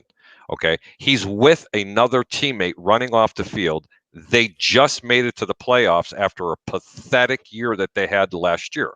Okay. And he was the difference maker, albeit with quite a few other associates that he had on that team, and as his teammates. Okay. So the media is making a bigger deal of this than anything. And they are going to blow this up because this is what Chase Young said. That's the point I'm trying to make. I don't think he was directing it. Now, if he was in front of Tom Brady, I think he'd call him sir or Mr. Brady or whatever. But he was talking and screaming and pounding his chest next to his teammate running off the field. He wasn't getting interviewed by sideline reporter and says, yeah, bring on Tom Brady. It wasn't like that. So I think that narrative needs to get dropped. I'm just not sure that matters. Right. I don't know that it matters, Harry. The fact of the matter is he was thumping his chest saying, I want Tom Brady. Well, he's got him. And yeah, that's absolutely he's got right. him. They're coming to town next week. They're going to Washington. Yes, and Tom Brady is hearing saying, okay, man, you're that motivated to get me? Okay. Here I come, and I just think you don't want to poke at people like that. Brady already responded. Brady heard him. Not a smart move. Okay, and it's not like the guy doesn't know there are cameras and microphones around him. They're buzzing around like bees all over the field at that moment. Okay, he's running through cameras basically to get to the locker room. So it's not like he thinks he's in private. And oh, holy cow, somebody heard me. I mean, he's doing it in public. That microphone that picked him up, Rick, FYI, wasn't even on the field. Watch the video. I'll tell you right now, I think you're both right. I think Harry's right because you're definitely in the heat of the moment. So he's trying to pump his team up. He's trying to pump himself up. And then at the end of the day, Rick is right because you don't want to poke the bear because we all know when you poke Tom Brady, you pay for it. So you get stuck with a horn. Right, well, that's it. And we're on with our professional handicapper, Mr. Harry the Greek, Mr. 88% going up by the second, by the minute, by the hour. We got Rick Hughes from the Cheap Seats. What's cooking in the South, of course, from the Cheap Seats on Sunday nights at 9 o'clock after the post-game extravaganza of the Sports Web. What's cooking in the South on Tuesday and Saturday nights. Let's go out to Joshua Cole Allen. Let's get four in here. Joshua Cole Allen, what are your thoughts on poking the bear? Welcome to the evolution of Sports Talk Television. Sorry, I had a bit of a technical issue there. Rick sounded like Jabba the Hutt, all in slow motion. But yeah, anything that I know You don't is look like Jabba the Hutt, right, Joshua Cole Allen? yeah. So anything I know about watching the Patriots in New England for the last 19, 20 years is you don't give that team, that quarterback, anything to put on a bulletin board to help motivate him. And not that it's going to be something that's going to really, all right, let me prove Chase Young wrong, but it's just something like, oh, you want me? Okay. I'm here now. Let's go. Let's do this. And, it's going to jack up that offensive line. That offensive line is going to be like, oh, you think you're going to get to the quarterback? Mm-hmm. Offensive line here now. Let's try it. So, I mean, it's just something where you don't poke the bear. To Harry's point, I don't think it was like a pointed thing, but still, you need to be conscious that you are in the NFL. There's cameras everywhere. They're a dime to pick up any soundbite they can to play over and over again on Good Morning Football. And that's just something you need to be aware of. But yeah, he might have messed up there. I mean, yeah, if you've ever been on a field, now imagine this, there really are no fans around. Okay. It's not like he's under the impression that's getting drowned out by the crowd. Okay. He's running around in running off the field amidst microphones and cameras, yelling, I want Tom. I want Tom. Bring on Tom. I'm coming, Tom, or whatever he was saying. I don't remember the words. Who cares? The point of the matter is he was basically, if I was Tom Brady, I would say, yeah, that's the kind of respect you're going to show for me. No, I get it. It's not a matter of, look, athletes, professional athletes, and I've talked about this before, they find any way they can for that little extra bit of motivation. And Chase Young, as a young player, just handed it to him on a silver platter. That's all. I don't think Tom Brady actually really cares about what Chase Young has to say, to be honest with you, Rick. No, it's more about the offensive line and stuff like that. They're going to take it to heart, I think. They're going to be like, oh, You don't you think you're gonna players get use stuff like that to motivate them? Well, Not I Tom think, Brady. I think Tom Brady gets motivated just like Michael Jordan. Michael Jordan once made up a story about somebody bad talking him, and it was all Right.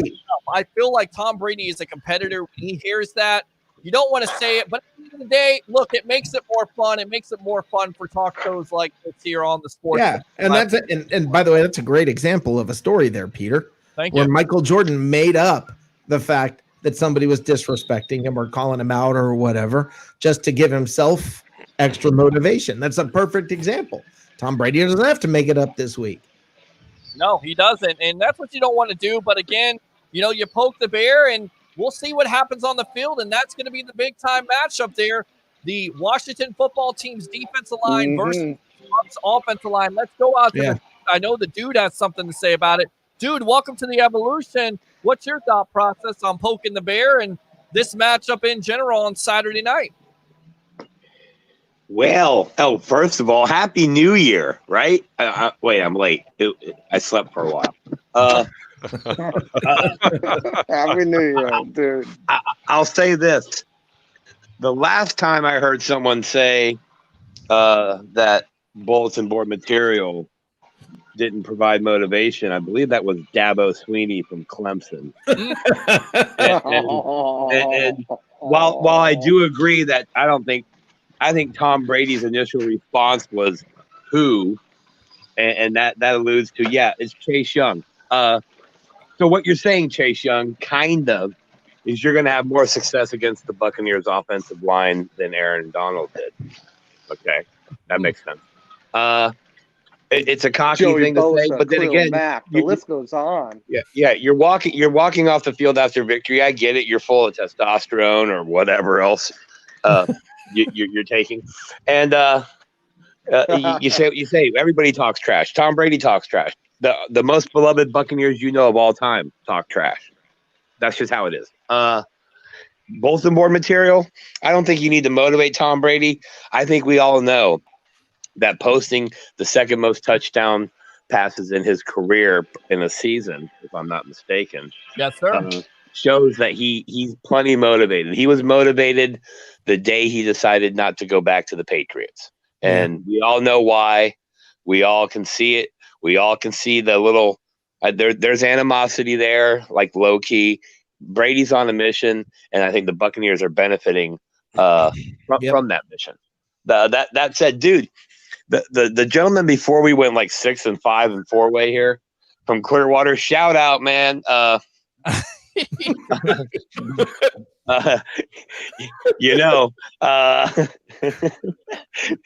We appreciate every caller, that calls from Clearwater.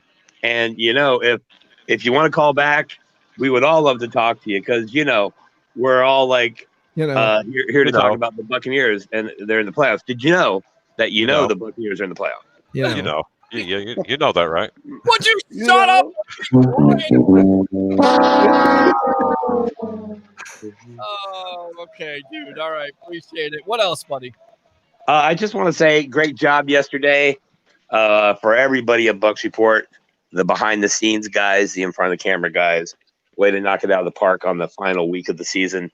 And whoever you thank when you thank somebody, thank them that it's the day after week 17 of the NFL season. And we, as well as you, have playoffs on our mind and not the draft, not free agency, and nothing like that. So take a day. Let's call it Victory Monday like today. Take it all, soak it all in, and then realize tomorrow, guys, we have to start covering the Tampa Bay Buccaneers in the NFL playoffs. Can you imagine that, Peter? You were playoff football. You were in your 20s some of the people watching were in their teens or elementary school. Elementary school, my dear Watson. So enjoy it now. Chase Young, dude, come on, man. That's all I'll say about him. Tom Brady, you threw darts yesterday. Those weren't passes. those were some of those throws would make Brett Favre blush. That's all I can say about that. Rob Gronkowski, he's washed up. 7 touchdowns, 600 yards. Brady over 4,000, 40, not 30, 40 touchdowns. So if the over-under of his touchdowns was 24 and he damn near doubled it, don't you get like more money on that bet? But anyway, I digress. Gentlemen, enjoy the show. Great job as always. Go out to the Deck Bar and Grill at Iso del Sol next week, Saturday, 6 o'clock. Live show, Peter, Ray, all the boys. Blake's my favorite. All the boys will be there. Great food, great drinks. Buccaneer freaking playoff game. The dude's going to tap out because I'm out of something cold to drink. Hey, guys, Happy New Year and playoffs. Playoffs. There you go. Exactly. Let's Playoffs? Talk about playoffs? Yes. You kidding me? Playoffs? Hey, Peter, can I say something? Then I'm gonna go ahead and head out of here. Yes, sir. Go ahead. I don't know if you heard Bruce Arians respond to what Chase Young said. I don't know if you had a chance to hear that, but he said, "Yeah, we'll have our hands full, but it's one of those games that be careful what you wish for." That's it. That's it. Now you want to be the center of attention. Now you're definitely going to be game plan. Rick Hughes, go ahead and promote yourself before we get you out of here, buddy. Tomorrow night, 9 o'clock, what's cooking in the South? The intersection of food and football. We get to talk both. Whole lot of Bucks and a whole lot of beef.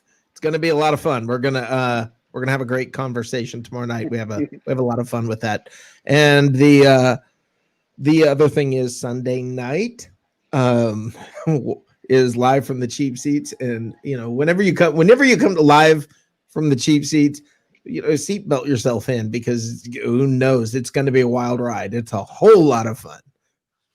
All right, my friend. Good stuff there, Rick Hughes. Thanks a lot for your time here on the Evolution of Sports Talk Television. All right. Have a great night, folks. All right. Good stuff there. So we got Liam Mitchell also in the lobby. So I have him join us in just a little bit. But I cannot forget my professional handicapper, Harry the Greek, also out there at the watch party. Not only yours truly, Tampa Bay Ray Kennedy, Blake Anthony, but Mr. Harry the Greek, who has been killing it here on Bucs Report. Let's talk about this matchup a little bit, Harry. Washington football team, Alex Smith, big-time story, 17 surgeries, could be the comeback player of the year, but this offense is really pedestrian, right? Without question. So do you want the analogy with me waving my pom-poms, or do you want the handicapper's analogy, Peter? Well, give me the handicappers, and then you can give me the pom-poms. This is a very scary game. Okay. Tampa opened up at -10 in this game, and there's a reason, because they are the better football team. But they've come out of the gates now 2 weeks in a row very fast. What happened in the 8 prior weeks? Okay, number one. Number two, a very pedestrian offense for the Washington football team.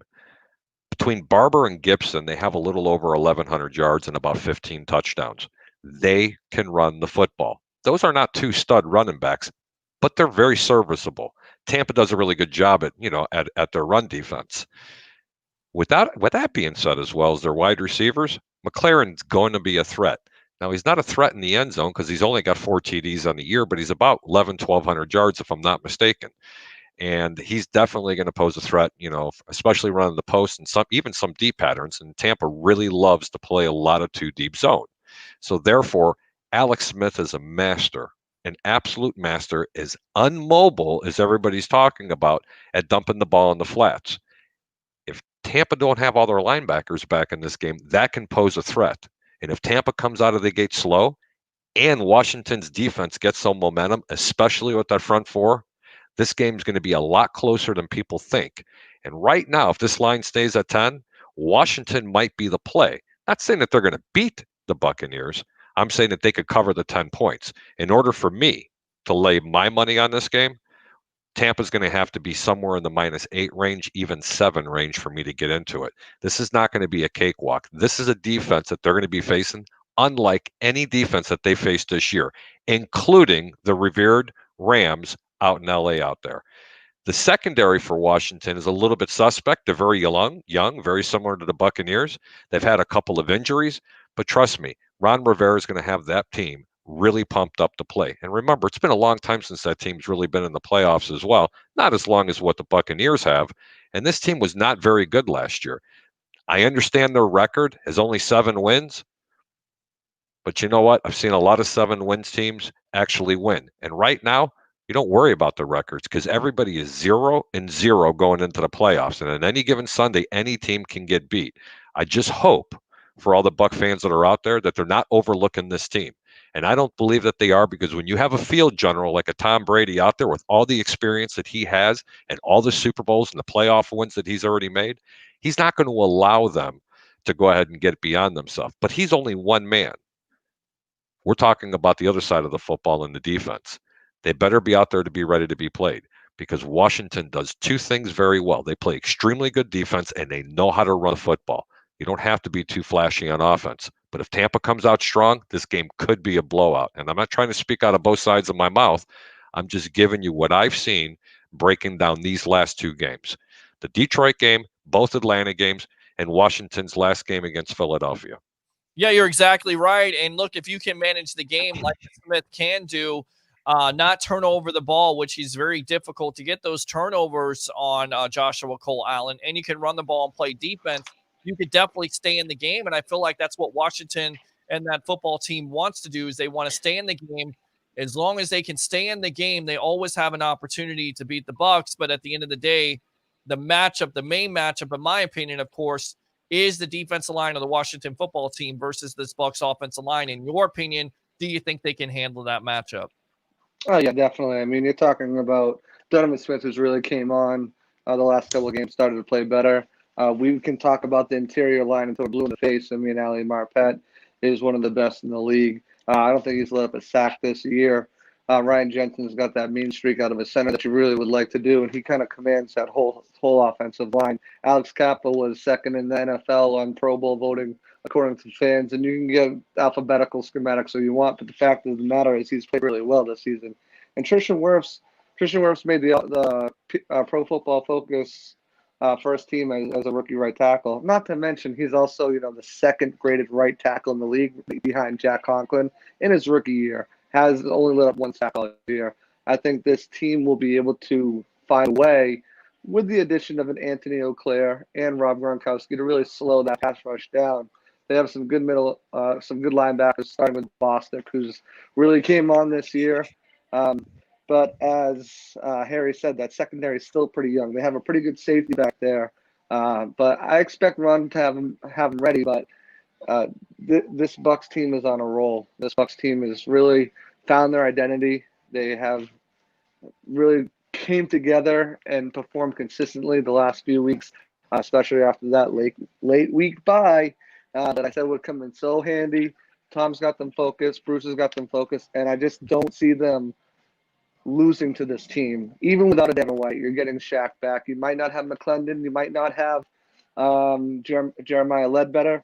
But I think that the defense showed that they can handle the running game pretty well yesterday. Even though it was Todd Gurley and Benny Hill, they got some runs, but I think that they'll be able to shut down McKissick. And if Gibson's back, the only thing about that is you're going to miss Devin White's speed to cover sideline to sideline on those running back screens. But I think with Antoine Winfield, who was also named to Pro Football Focus first team, all-rookie team, and is also the second-rated safety in the league, I think that he can be able to come down and help and run support in those quick passing slants. I just don't see this Bucs team making it this far and losing in the first round to a team like Washington. I'm not overlooking them. I'm not saying they should overlook them, but I think they're the far superior team. Any given Sunday, they should win this game pretty handily. All right, good stuff from Joshua Cole Allen of the Audible here live on Bucs Report. Of course, my professional handicapper, Harry the Greek. I'm your host, Peter Blake of the Sports Web. If you got a question for these guys, 727-255-0391 and 727-255-0391. Greek, we look at Alex Smith last night. His numbers Again, 22 for 32, 162 yards, 2 touchdowns, 2 interceptions. He's usually pretty good with the ball. What do you see on film with him? It looks like he's lost a step. It also looks like he may be tentative. Of course, that happens when a doctor says that not only do you have to perform 17 surgeries, but also your leg could be amputated. So once again, this could be an advantage with that Bucs defensive line getting Shaq back, having JPP on the other side. If they can get him to move around in the pocket, it seems like he kind of goes down. He's not as mobile as he used to be, right? Without question, Peter. That's really good observation on that. After watching that game and then breaking down the tape again this evening, it didn't look to me like he actually should have even been playing yesterday. And for obvious reasons that they had to have all their best players on the game. He does definitely look a lot slower than he was. I mean, for obvious reasons, after having so many surgeries. But if he's anything like he was next week like he was this past week, it shouldn't be too difficult for Tampa to contain him. You just want to get away from them having any success running the ball. If Tampa can completely stop their running game, and I mean completely nullify that game, then it's really going to fall into Tampa's favor, probably relatively big. But I know firsthand with Ron Rivera, he's very good at scheming, disguising a lot of plays, and he can also play smash mouth football. You have to remember he was the old middle linebacker that played backup to Mike Singletary with the Chicago Bears. His tutelage was under Mike Ditka and Buddy Ryan.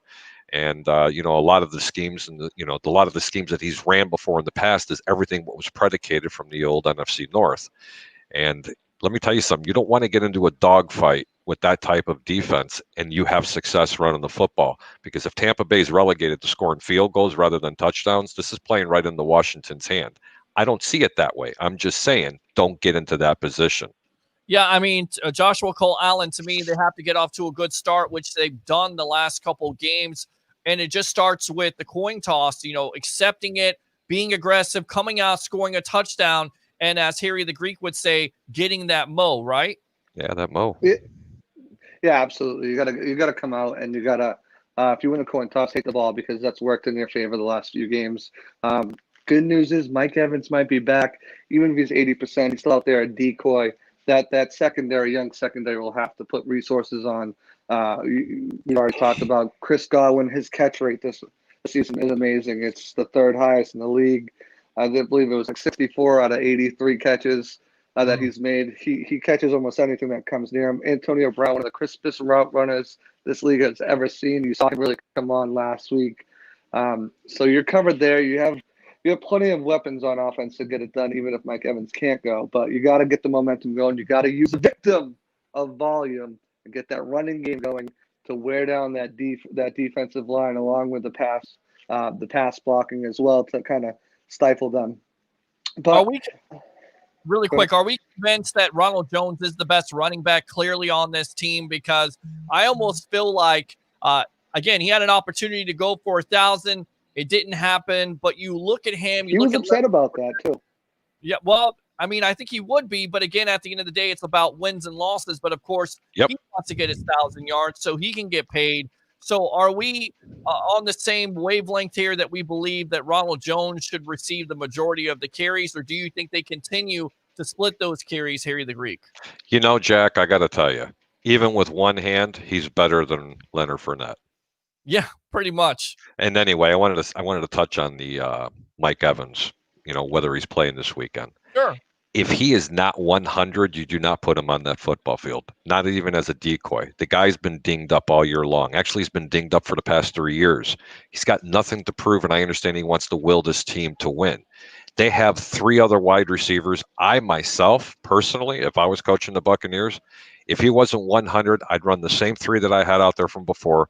You put Antonio Brown back in the number 1 slot. He did an extraordinary job, and in some instances, I think he might have been a little better in that game. All honesty, I think he's a little bit more elusive, and he can really cause a lot of havoc for that secondary for Washington. But Mike Evans, 100% Mike Evans, with 4 wide receivers rotating him in and out the way they do, they're very difficult to stop. But if he's not 100, you do not put him in this game. Joshua Allen, I know you're not a doctor, but do you think they put him into this game even if he's not 100? I agree with Harry because of looking. You have Chris Godwin, you have an Antonio Brown and a Scotty Miller and a Rob Gronkowski and a Cameron Brayton. All those guys have really stepped up, especially a Brown and a Godwin. So do you even risk it at this point or give him an extra week off? That's the thing. Personally, me, I'm hesitant to put him in there. But Bruce Arians said today, if he's close to 80%, he's going to have to fight Mike Evans to keep him off that field. He'll. I think he'll play. I think he'll be at that point in the week because he's going to practice Thursday if he can. He's going to be doing a lot of rehab and a lot of stretching and ice and rice and all sorts of stuff all week. And I think that if he's close to 80%, he's going in there, and they're not going to be able to stop him from going in there. So I think he plays. All right, let's go. No. Let's go out to the web heads here. I want to read these comments, and then we'll get back to it, guys. And we'll get Liam Mitchell on here. Barrett should be ready to go, I believe. Ron says, unless he has to go 10 days plus. Johnny Dean says, hope was all well. Peter H. Blake, thank you very much. Prayers to your mom. David, thank you very much. Praying for your mom. Christopher, appreciate you guys. Ron, praying all stays well, Pete. I think it will. Carl says, prayers for your mother and your family. Connie says, evidently it's 420 in Clearwater. Johnny Dean says, Washington is not equipped like Atlanta on offense. Come on, man, says Carl. The Buck and Bunch show. Six-way, says Connie. Christopher says, last year we would have folded because we wouldn't be able to trust last year's quarterback to put them away. Taylor says, wow, a full house tonight. Of course, the wife of Joshua Cole Allen right there. Good stuff. Last year, this time we were talking about the draft. We were at nauseum watching the Bucs and Tom this year. I don't think I've ever noticed or thought about his age once in a game. Johnny Dean, Rick Hughes is on holistics now. Eugene Thomas here, he is spot on. Johnny Dean, if he is in the NFL, he knows there's a mic nearby. Eugene says, in the heat of the moment, Will says, looking hard for bulletin board material. Ron says Chase Young probably knows he can find a seam against D. Smith. Ron, again, that's true, Will. Johnny Dean, in case Young pulls an Aaron Donald and gets no pressures or sacks, he will remember Mike's next time. Chase, I know what you meant. Hopefully it's very sporadic and not too often during the game. Will says, would you rather him say, we're terrified of Tom? Stop it. No, I'm not saying say nothing. How about that? Say nothing. But again, it's football. It makes it fun. Good stuff. The dude was in hibernation. Will Larson says the dude abides. Ron says, Chad from Clearwater, you better not let him just get away with that mess. Laugh my ass off. Just kidding. Ron says, call back. Roger Sue, go Washington football team. You fat finger troll. That's what you get.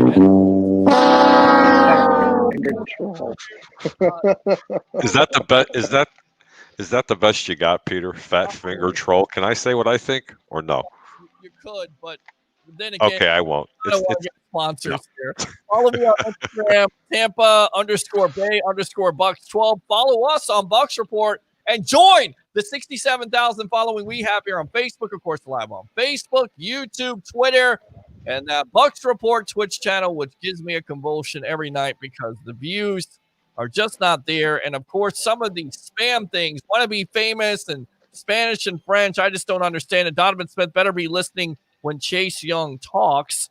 Also, we let Atlanta hang around close quite a bit yesterday until we put it away, further away. Carl says, we will continue to roll, folks. Absolutely. We need to come out with 3 wide receivers, 1 tight end, 1 running back, and then run the ball. Johnny Dean says, does Rojo have his fingers straightened now? Johnny Dean, Brown can get that 50-50 balls. Brown can't get the 50-50 balls that Evans can. And Ben says Evans is a one-of-a-kind. I agree with you on that. Speaking of a guy that's a big-time Mike Evans fan, let's go out to YouTube extraordinaire, Mr. Liam Mitchell. Welcome to the evolution of Sports Talk Television. And your thought on Mike Evans yesterday. First, the record. Does it put him in Hall of Fame conversation? And then on top of it, do you agree with the Bucs and the way they used him, or should they have taken him out after he got the record? Welcome to the Sports Web. Hey guys, how you doing? Thanks for having me on. Just really excited. Best record in 15 years. First time in the playoffs in 13 years, man. I am just so happy right now. I'm pinching myself. First of all, love Mike, probably my favorite player on this team. So happy for him. 7 consecutive 1,000-yard seasons to start his career. I think he's well on his way to the Hall of Fame. I think he's already a top 10 player in Bucs history. And I was okay with the decision to keep him in the game and keep playing hard. That turf was a bit unfortunate. I'm extremely thankful that it wasn't an ACL tear or something too severe. It was just the hyperextension. But I agreed to keep him in and just keep playing hard. And unfortunately, the turf got under him and he hyperextended it. How'd you feel about this game yesterday, Liam? You have Tom Brady, 40 touchdowns, 4 touchdowns, 43 total at 43 years old. I mean, did you really see this coming? 43 total touchdowns. Amazing. Unbelievable. Highest scoring team in Bucs history. 59 touchdowns this year, most in Bucs history. I guessed low 30s. My guess was around 33, 34. But am I surprised? No. Tom Brady's the GOAT. And he proves it day after day, game after game. It really is incredible. And he just keeps, again, just proving again and again why he's the best. And I can't wait to see him strap it up for some playoff football. I know, Chase Young, you guys were talking about it earlier. I do think Chase Young knew what he was talking about. I don't know if Tom needs the motivation, though. He doesn't need a young kid to motivate him. He's motivated enough. And I think we're going to see a great game out of him on Saturday. He absolutely is motivated already. Do you think the NFL should have did the Bucs a favor and Washington football team and give them a Sunday night primetime game? So not only a Devin White, who's a superstar in this league, could have played, or did they? Is it what it is? The NFL basically saying Saturday night primetime. That's it. Now Devin White's not going to play. How much of a loss to this Bucs defense is that going to be?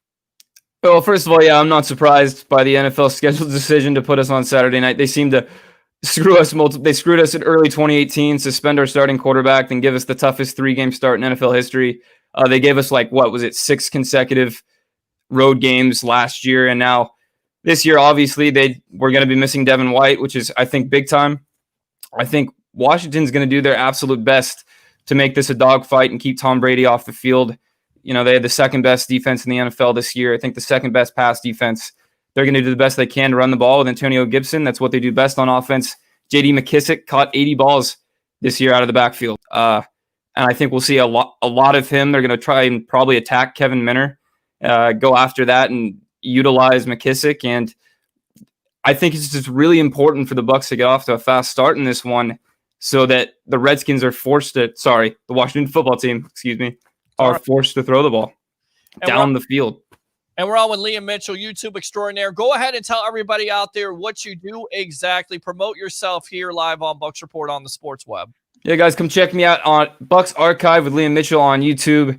Post all kinds of Buccaneers highlights there, former players, current players. I'll be posting a lot of highlights from this season as soon as the season is over. Hopefully that's in February. But come check it out. I also do previews there, post-game reviews with my buddy Chuck Fonchell, who's my co-host over there. And it's just a lot of fun. I'm getting closer to 9,000 subscribers now, and just really appreciate everyone that follows me. It's a lot of fun, man. I love doing it. All right, so we definitely need an intro video, something to pump everybody up before the Washington football team. Everybody's been talking about this defense, namely a Chase Young. How concerned are you, Liam, with this Washington football team defense versus this Bucs offensive line that by all accounts has really cleaned up their act here the last couple of games? This defensive line is one of the best in the league with Young and Sweat and Payne and Allen. It's very good. I actually think a couple of their corners, Ronald Darby and Kendall Fuller, have actually had quietly a pretty good season this year. Ron Rivera always seems to have good defenses. But I love our O-line. I think they're going to step up. I think they'll make the adjustments that need to be made, and they'll hold their own. Again, I think once we get off to a fast start, if we can get off to a fast start, the victim of volume, start feeding Ronald Jones, keep that pass rush off Tom Brady, and go from there. Josh mentioned it earlier. Anthony Auclair and these guys bring in a couple more tight ends to keep these pass rushers off Tom Brady, keep him off his behind, and keep him upright. But get off to a fast start and then start feeding the victim of volume, Ronald Jones. It's a shame he fell just shy of that 1,000-yard mark. Do you have a problem with that play calling at the end of it? Because I asked the guys here, Antonio Brown, he gets his bonus. Of course, Tom Brady wants to get his bonus with the 45 catches. Do you feel like the Bucs owed the victim of volume more carries so he could have got that 1,000 yards this year? I'm kind of bummed. It's been 5 years now since we've seen a Bucs 1,000-yard rusher. Looking at it, originally I was curious as to why we were doing that with Antonio Brown, but then of course after the game it's like, oh, okay, it's for the incentives. But I'm bummed. I'm sure Ronald's a little bit bummed. These guys like these personal achievements, so 1,000 yards would have been cool. But hopefully he just keeps his head up and he's ready to run hard. He looked good, man. He looked super fast on Sunday, and I think it's clear he's the best running back on this football team, and I really would like to see him have a big game against Washington. Do you That's think something too? Oh, sorry. Go ahead, Josh. Go ahead, Josh. That's something too. I don't think when they come to contract negotiations that they're going to be like, "Well, you never had a 1,000-yard season." I think that's something that I envision him staying with the Bucs long term if he doesn't ask for the world. But I don't see them come back and being like, "Well, you never had a 1,000-yard rushing season," when he was 22 yards away and they decided to keep Antonio Brown happy so it didn't become a malcontent. Not that I never said, not that I think he ever would be, but safe than sorry. Let me go out. Good stuff, Josh McCall-Allen. Let me go out to my professional handicapper. Over under how many carries does Ronald Jones have on Saturday night versus the Washington football team in your estimation, my friend? If they're smart, as many as they can give them, because they need to establish that run to keep the rush off of them, and they need to set up their pass by the play action and running the ball. I don't even know if I said that correctly. Let me repeat it. They need. Oh, say hello, Kitty. Goodbye. Sorry about that, guys. No, they need to run the ball. They got to pound the rock. I don't care if they're only getting 1 yard or 2 yards on a carry. They've got to establish the running game somehow, because if they allow Washington's defense to pin their ears back to go back, to go after an unmobile quarterback, that's not going to be good. So I expect Tampa to run the football, even though their identity is a passing team. Let's just face it, they are a passing team. Even with the victim of volume getting close to 1,000 yards, and he definitely would have broke it had he played in every game. They want to pass the ball first. They've shown that week in, week out. But the over and under, 18. 18. All right, there you go. 18 carries. You agree with that, Liam Mitchell? Yeah, I think it'll be around 20, 21. I think Harry's right. I think it'll be right around there. All right, and Joshua Cole-Allen, what do you say? Yeah, around 22. I think that they'll get a lead early, and they're going to want to run the ball to bleed the clock out later in the game. I think I'll get a little bit over that 18 mark. All right. Peter, on your next show, I will actually have all the proposition wagers for the individual props, like how many reception Mike Evans will have, how many over and under touches, Ronald Jones will have, and you include Leonard Fournette, how many passing receiving yards out of the backfield.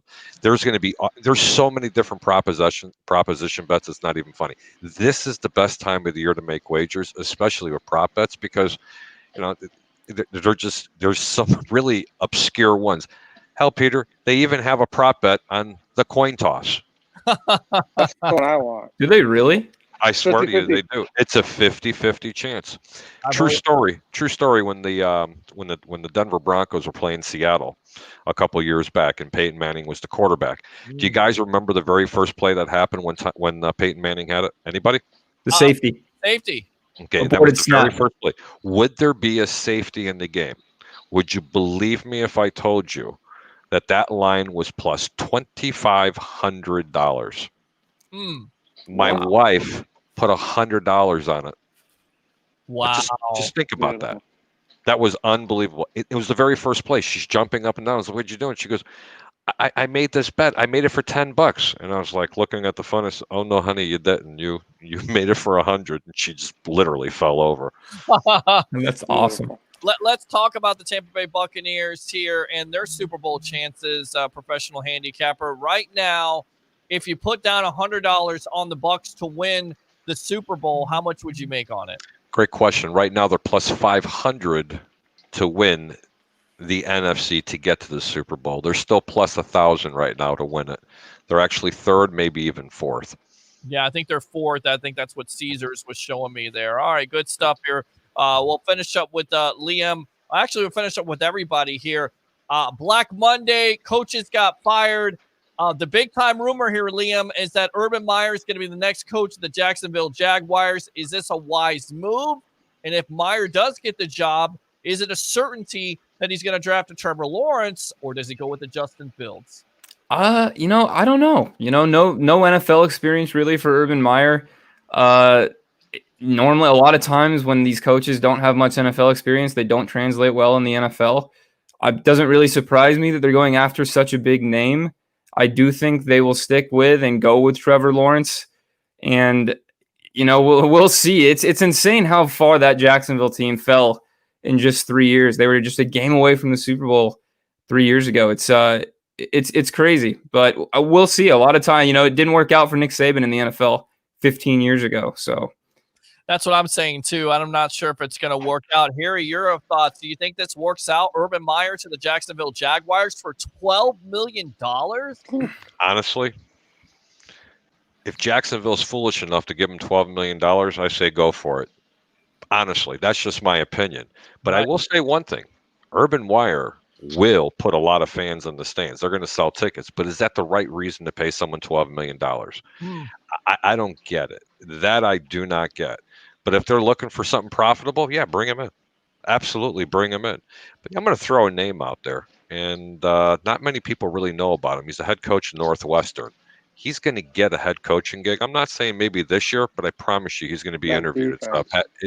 It's Fitzgerald from Northwestern. He's been there for a long time.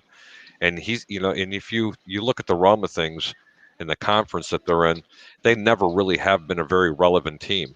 But they play competitive football game in, game out for the last 3 or 4 years. And there's a lot of teams knocking on that door, and his contract's up this year. Yeah, you're exactly right. Pat Fitzgerald has always been a smart player, a middle linebacker, really led that rejuvenation, if you will, of the Northwestern program as a player, and now he's doing it as a coach. So that's an astute observation, Harry the Greek, my professional handicapper here on the Sports Web. Let's end off with Liam, because I know you got to get out of here really quick. Give me a prediction, Washington football team versus the Tampa Bay Buccaneers. Your thoughts? I'm going to go with the Bucs winning this game. I think the Bucs are going to smack them in the mouth right out the gate. I think we'll get up early, run the football, make sure Alex Smith has to throw the football, get pressure on him, create some turnovers. Obviously, no game is easy in the NFL, especially on the road in the postseason, but I'm going to give the Bucs I'm going to go 24-10. Bucs win by 2 scores. All right, good stuff there. 24-10, Tampa Bay over the Washington football team. Once again, go ahead and promote yourself, Liam Mitchell. Guys, come check me out on YouTube at Bucs Archive with Liam Mitchell. Post all kinds of highlights over there. A lot of old stuff. Going to be a lot of current stuff coming up. Do post-game reviews, pre-game shows with my co-host, Mr. Chuck Fonshell. We have a lot of fun over there. I love interacting with you guys down in the comments. And it's just I love all the support I get on the channel. It's a lot of fun. I love doing it. So come check us out. Bucs Archive with Liam Mitchell on YouTube. And absolutely got to get one of those hype videos or intros before the Bucs play the Washington football team. All right, got to work on it. Oh yeah, I think I'm gonna finally have one out this week. I think the last time I had one out was was supposed to be Sunday night game against the Raiders. So it's been a minute, but I'll get one out this week. It's playoff football time. I got to get one out. So you got to get hyped for the game. Absolutely, and there's definitely a history between the Washington football team and the Tampa Bay Buccaneers in the past, and I know you're definitely going to explore that. Thanks a lot for your time, Liam Mitchell. Thanks, Peter. Thanks, guys. Have a good one. All right, there you go. Good stuff there. Let's go ahead and go on to the comments, and we'll talk more football here, whatever you guys want to talk about. 727-255-0391 and 727-255-0391. It's the Sports Web live here on Bucs Report. I'm your host, Peter Blake, along with my professional handicapper, Mr. 88%, going up to 89, 90%, Harry the Greek, and of course, we got Joshua Cole Allen of the Audible. So let's see here. Roger Shoe, seriously, go troll elsewhere. Nobody is amused, nor is it funny. That's okay. Roger Shoe is an old buddy. That's what he does. It's like a wrestling bit. He's a heel. I'm a baby face. It adds a little bit of flavor and commentary to the broadcast, even though he's an idiot. Bucs just need to give Kid Evans some Super Bowl wins now, and you will be a shoe-in for the Hall of Fame, says Johnny Dean, the professor. That's subtle. Terry Jones, thank you. So I was right. After all, AB is a major factor. Absolutely. Let me go ahead and fire those because Terry was on the show and he was telling me, look, you're not giving him credit. I said I would give it some time, give it a chance, not criticize it. And on the field, there was never any doubt. He always had that talent. My thing was off the field in the locker room. But once again, he's been a model citizen. Unbelievable turn of events for Mr. Antonio Brown. If Evans stays healthy, he could be the second best wide receiver in the entire NFL behind Rice. Do we agree with that? I mean, Mike Evans behind Jerry Rice all time. I don't know. I think I don't that's a know about stretch. that. Yeah, I think Randy Moss athletically more athletically gifted, but I think Evans consistently is a mismatch nightmare. He really is. He I can think move into Randy the top Moss. 10. I think Randy Moss was a one-trick pony. I'm Okay. going to go right out there and say that. Throw him the deep ball. He couldn't run a route to save his life, and he just flies downfield and he catches the football. He just outran everybody. But Randy Moss is a great wide receiver. I would put Mike Evans, not from a yardage a yardage standpoint or anything like that. I'd make him a better wide receiver than a Randy Moss. Do I think he's just behind Jerry Rice? No. But I do have him a top 10 wide receiver. Joshua Cole Allen. He's not top 10 yet, but a couple more seasons like this, I'll be there. I mean, the list of if you just look at how many great wide receivers there have been in NFL history, he's certainly on his way to the Hall of Fame. But can I put him there right now? No. Is he one of the most? Let me change that. Is he the most underrated wide receiver in football right now? Hands down. Not according to Tyreek Hill. Tyreek Hill's already ordained them the best wide receiver. We can go back and watch the tape. You can see the interview, and he quote unquote said Mike Evans is the best wide receiver right now in the National Football League. Wow. Well, there you go. All right. Let's go out to Johnny Dean here. I guess everyone forgets about Wirfs, Kappa, Marpet, Jensen, and yes, Donovan Smith. Not to mention Gronk blocking for Brady. These guys have come together with Brady's set of skills and timing. Even if they shut down the Bucs run, they have no passing defense. And I agree with you on that. And that's what it comes down to, that matchup up front. And that's been the most impressive thing. A lot of people talk about Donovan Smith and his inconsistencies, but I happen to feel like he's definitely played better lately. He's got some of that technique under control. You talk about Ali Marpet and how much this offensive line struggled with him out. Now he's back healthy. Ryan Jensen, of course, Alex Kappa, and Tristan Wirfs. I don't even think Kappa's given up a sack this year. Well, we don't even talk about it. And you don't talk about the offensive line because of a reason. When you're talking about the offensive line, it seems like it's a bad thing, but this year it's a very good thing because the Bucs aren't giving up sacks, and that's been the key to it, Harry the Greek, my professional handicapper. 22 sacks on the year. That's, I believe. I mean, I could be off by a couple, but I don't think they've given up more than 22 sacks this year. I think you're right. And it's only one player you're talking about, too. It's Donovan Smith. Well, and again, we were talking about in the offseason with this offensive line, 47 sacks, and they cut that down. And whether it was offense, whether it was guys being able to develop, a quarterback getting rid of the ball quicker, whatever it was, I definitely think it all has come together here the last 4 weeks. And people will say, well, the reason why it's come together is because of your schedule, the guys that you're playing. But again, I always go back to any given Sunday. Anybody can beat anybody. And that's why it's so important to get off to a great start on Saturday night versus the Washington football team. I know you want to keep rolling on this, because you want to get this going, but I do want to touch on one thing. A lot of reasons are why they're not giving up as many sacks. You have two reasons. You have Tom Brady under center, and I'm not saying that he's got super wheels to run all over the place, but he does get rid of the ball very quickly. He's releasing. He's not sitting back there winding up, taking 5 seconds to get the ball from his hip around his shoulder to throw it forward. Okay, and they do look at a lot of deep plays, but it's 1, 2, 3, 4, throw. When you had Winston in the backfield there, it wasn't 1, 2, 3, 4, throw. It was 1, 2, 3. Let me read here, here, here. Oh, it's an interception, or I'm getting hit because he's holding on to the ball too long. That's the biggest difference.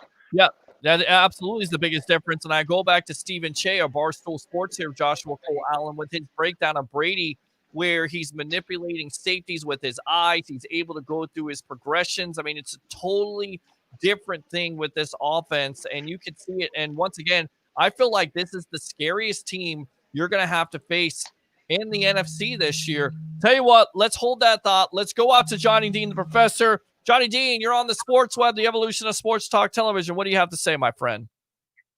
I was just going to respond to that offensive line. The biggest difference in the offensive line this year, Mm-hmm. and is, and I'm pretty sure you know what I'm going to say. It's because Warthog is no longer the offensive line coach. Well, not only that, but also getting a Tristan Wirfs, because a Tristan Wirfs is definitely an upgrade. Well, yeah, I wasn't finished. I was Okay, gonna I'm say sorry. Wirfs too. Go ahead. but you no longer have Warthog there. You get development, and these guys are developing to Brady's timing. Mm-hmm. That there is timing with Brady. That pass to the touchdown pass to AB. Uh-huh. That was Brady going through five reads, five reads, and coming back to AB. So that was his sixth choice. It's amazing. That's amazing. But think about that. Think about that. And how many times have we seen something like that? How many times did Jameis ever get to his third read? I don't think he ever got to his third read. He's probably usually staring down a wide receiver. I still remember when he said, I'm going to go to Mike Evans. And I feel like if Jameis were starting on this team yesterday, he would have said, well, I'm trying to get Mike Evans the record. I'm going to go to him on the first play, and he gets picked off for a pick six. That's how I feel like it's going to be. Yeah, exactly. So, and as far as Washington, yeah, I'm responding to Washington the way a playoff team should. I don't see Washington. I don't see them at all. That they've got a major. Well, no, I can't even say a major defense because their front four doesn't produce what the Rams front four does, or the upper echelon teams that we're looking for. Right. We're looking at. Those are the teams we're supposed to be worried about, not Washington. And they have no secondary. And yeah, I understand Chase Young is a great athlete and he's going to be a great player one day, but he's got 6.5 sacks this year and no pressures.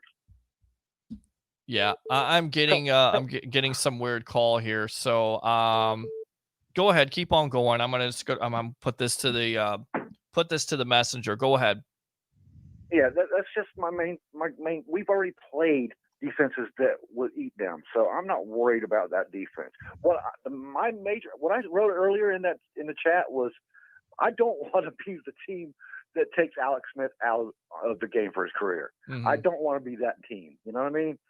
I hope he can survive the game because we're going to be all over him.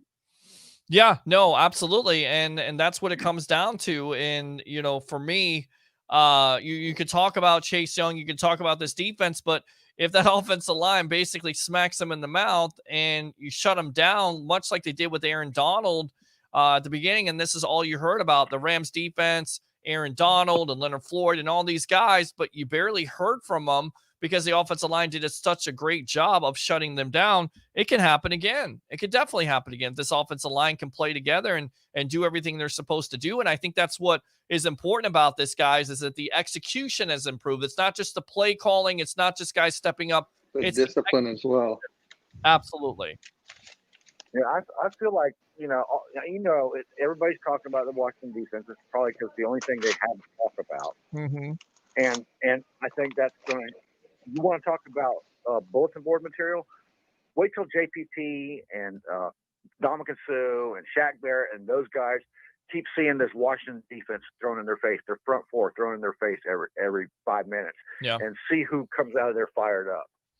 I agree. I absolutely agree. All right. Good stuff, Johnny Dean. Let me go ahead and fire those cannons for you right there. Good stuff as always. Appreciate you. Hope your mom's all right, buddy. Yeah, man. Me too. Appreciate you, Johnny Dean. There you go. So yeah, I think I'm going to read the rest of these comments and then we'll probably wrap it up because I keep on getting family calling in here. So it is what it is. I mean, we're going to do the show. We're going to do it as long as we can. But at the end of the day, it's all about family. And obviously there's something going on. So I gotta definitely check up on this. So we'll read the rest of these comments and then we'll get the final thoughts from you guys. At least top 5. David says, how can you be a top 10 wide receiver? Remember, most of them said he had a crappy quarterback for the last 5 years. And before that, he had Glennon. Get that many yards every season with crappy quarterbacks. He's got to be a great wide receiver. Laugh out loud. John Dean, it's because Warthog is no longer the O-line coach. And Tim says, everyone is playing until they get punched in the face. Absolutely. Again, let's go out to Harry the Greek, my professional handicapper. Your final thoughts, my friend. My final thoughts are the Buccaneers are in the playoffs. I said it, playoffs. 13 years. Tampa fans should be extremely excited over it. Talk about playoffs? You kidding me? Never gets old. It never does. It never does. Go ahead. That never gets old. It's just going to look. Congratulations to every team. Congratulations to the NFL to be able to complete all 200 plus games. Okay. I mean, especially in a time, with COVID-19 and everything that's going on, people have a lot to be thankful for. At least they have something to watch. Two, it's going to be really exciting here in the NFC, especially the NFC. We haven't even talked about the AFC yet, and maybe we'll save that for your next show. But hope to see everybody. Hopefully, we get to see everybody down at the Deck Bar and Grill for the pregame show at Isla del Sol. They got great food, great drinks, and who knows? It's a good conversation. That's it. Absolutely. Harry the Greek there, my professional handicapper, Mr. 88%. Thanks a lot for your time here on the Sports Web. All right, boss? See you, brother. All right. See ya. There you go. Joshua Cole Allen, let me go to you. Your final thought. Yeah, I got three things. I got two stats, and I have a game changer. First, I just want to gloat and say, called Tom Brady over 40 touchdowns, called Antoine Winfield Rookie of the Year. He looks like he's going to win that award. We'll see. But my two stats. Last year, the Buccaneers had 134 penalties as a team. This year, 84. 50 fewer flags, penalties as a team. As we mentioned, this team is much more disciplined. They're playing it with control, and I expect them to go out there and continue that streak. Other stat, Tom Brady against Jack Del Rio, who is a Washington defensive coordinator of this vaunted defense everyone's talking about. 9-1, 25 touchdowns, 1 interception. Yikes. So, yeah, the one loss came against Peyton Manning and Peyton Manning threw for over 400 yards. So just he's got Jack Del Rio's number. He's got this defense's number. You slow down Chase Young, you slow down Montez Sweat. The secondary you can take advantage of. I fully expect them to shut this defense down and shut this offense down. Johnny Dean made a great point when he said that front seven of the Buccaneers is going to hear about this Washington front seven. It's going to get them jacked up. They're going to go out there. They're going to perform. Game changer. If you haven't got the Peacock app, it's a new NBC app. They have something amazing called The War of Monday Nights. And if you're an old school wrestling fan, it details in breakdown, 20 episodes long, an hour each, the war between the WCW and the WWF. I've seen it. Episode 3. It is amazing, Peter. Yeah, it's that good, huh? I will definitely check that out, my friend. But I think I've seen that, the war between WCW and WWF back in the day. Good stuff, Joshua Cole Allen. I would definitely check it out, and we'll have you back on here eventually on the Sports Web. Thanks a lot for your time. All right, boss? Absolutely. Any moms and our thoughts and prayers as always. Love you, Peter. Appreciate you, man. Love you too. All right, good stuff there from Joshua Cole Allen. So I'm going to end it for the night. I would go for another 30 or 45 minutes, but I think at this point, I've got to figure out what's going on with my family. But you guys are my family. Thanks a lot for tuning in. Thanks a lot for all the calls. Of course, all the guests on here, Evan Winter of Bucs Nation, Liam Mitchell of Fan to Fan Network on YouTube. Of course, we had Mr. Eugene Thomas of Buck, which you heard, Harry the Greek, Rick Hughes, Joshua Cole Allen. Man, what a great night. We'll be back on Wednesday night here with Buccaneer great Ricky Reynolds, Dennis Phillips of ABC Action News, and then, of course, your phone calls here as we are nearly to Tuesday morning here. Do 3 things for me, guys. Bring your passion. Bring your excitement. Just don't bring any nonsense. I'm your host, Peter Blake, and we'll see you on Wednesday night on the evolution of Sports Talk Television, powered by 320solar.com. Have a great night, and God bless.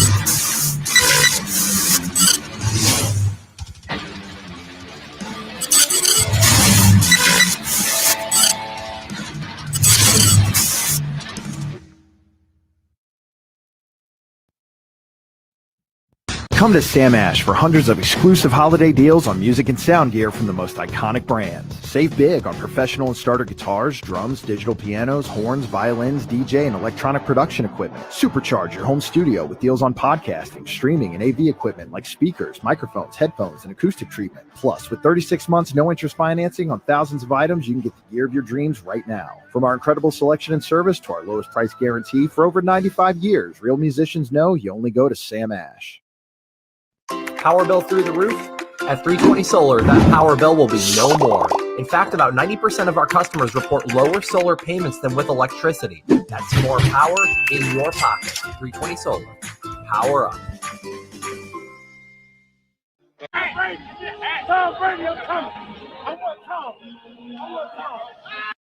Proud of all the guys taking care of business today, but we all know the real season starts now.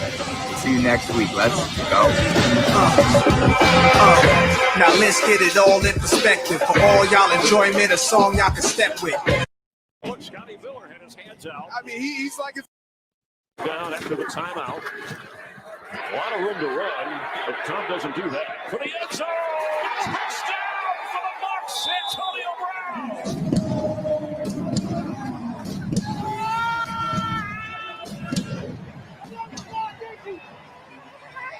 I really thought he was going to Scotty Miller in the back of the end zone, and Antonio Brown sees a ball, and he's probably thinking the play before, I should have had one, so I'm just taking it. I love it, though, because this is where defenses are going to be stressed. If Antonio Brown starts to play like this and impact games the way we know he's always done in his career, that smells like a lot of trouble. And there, look, Scotty Miller had his hands out. I mean,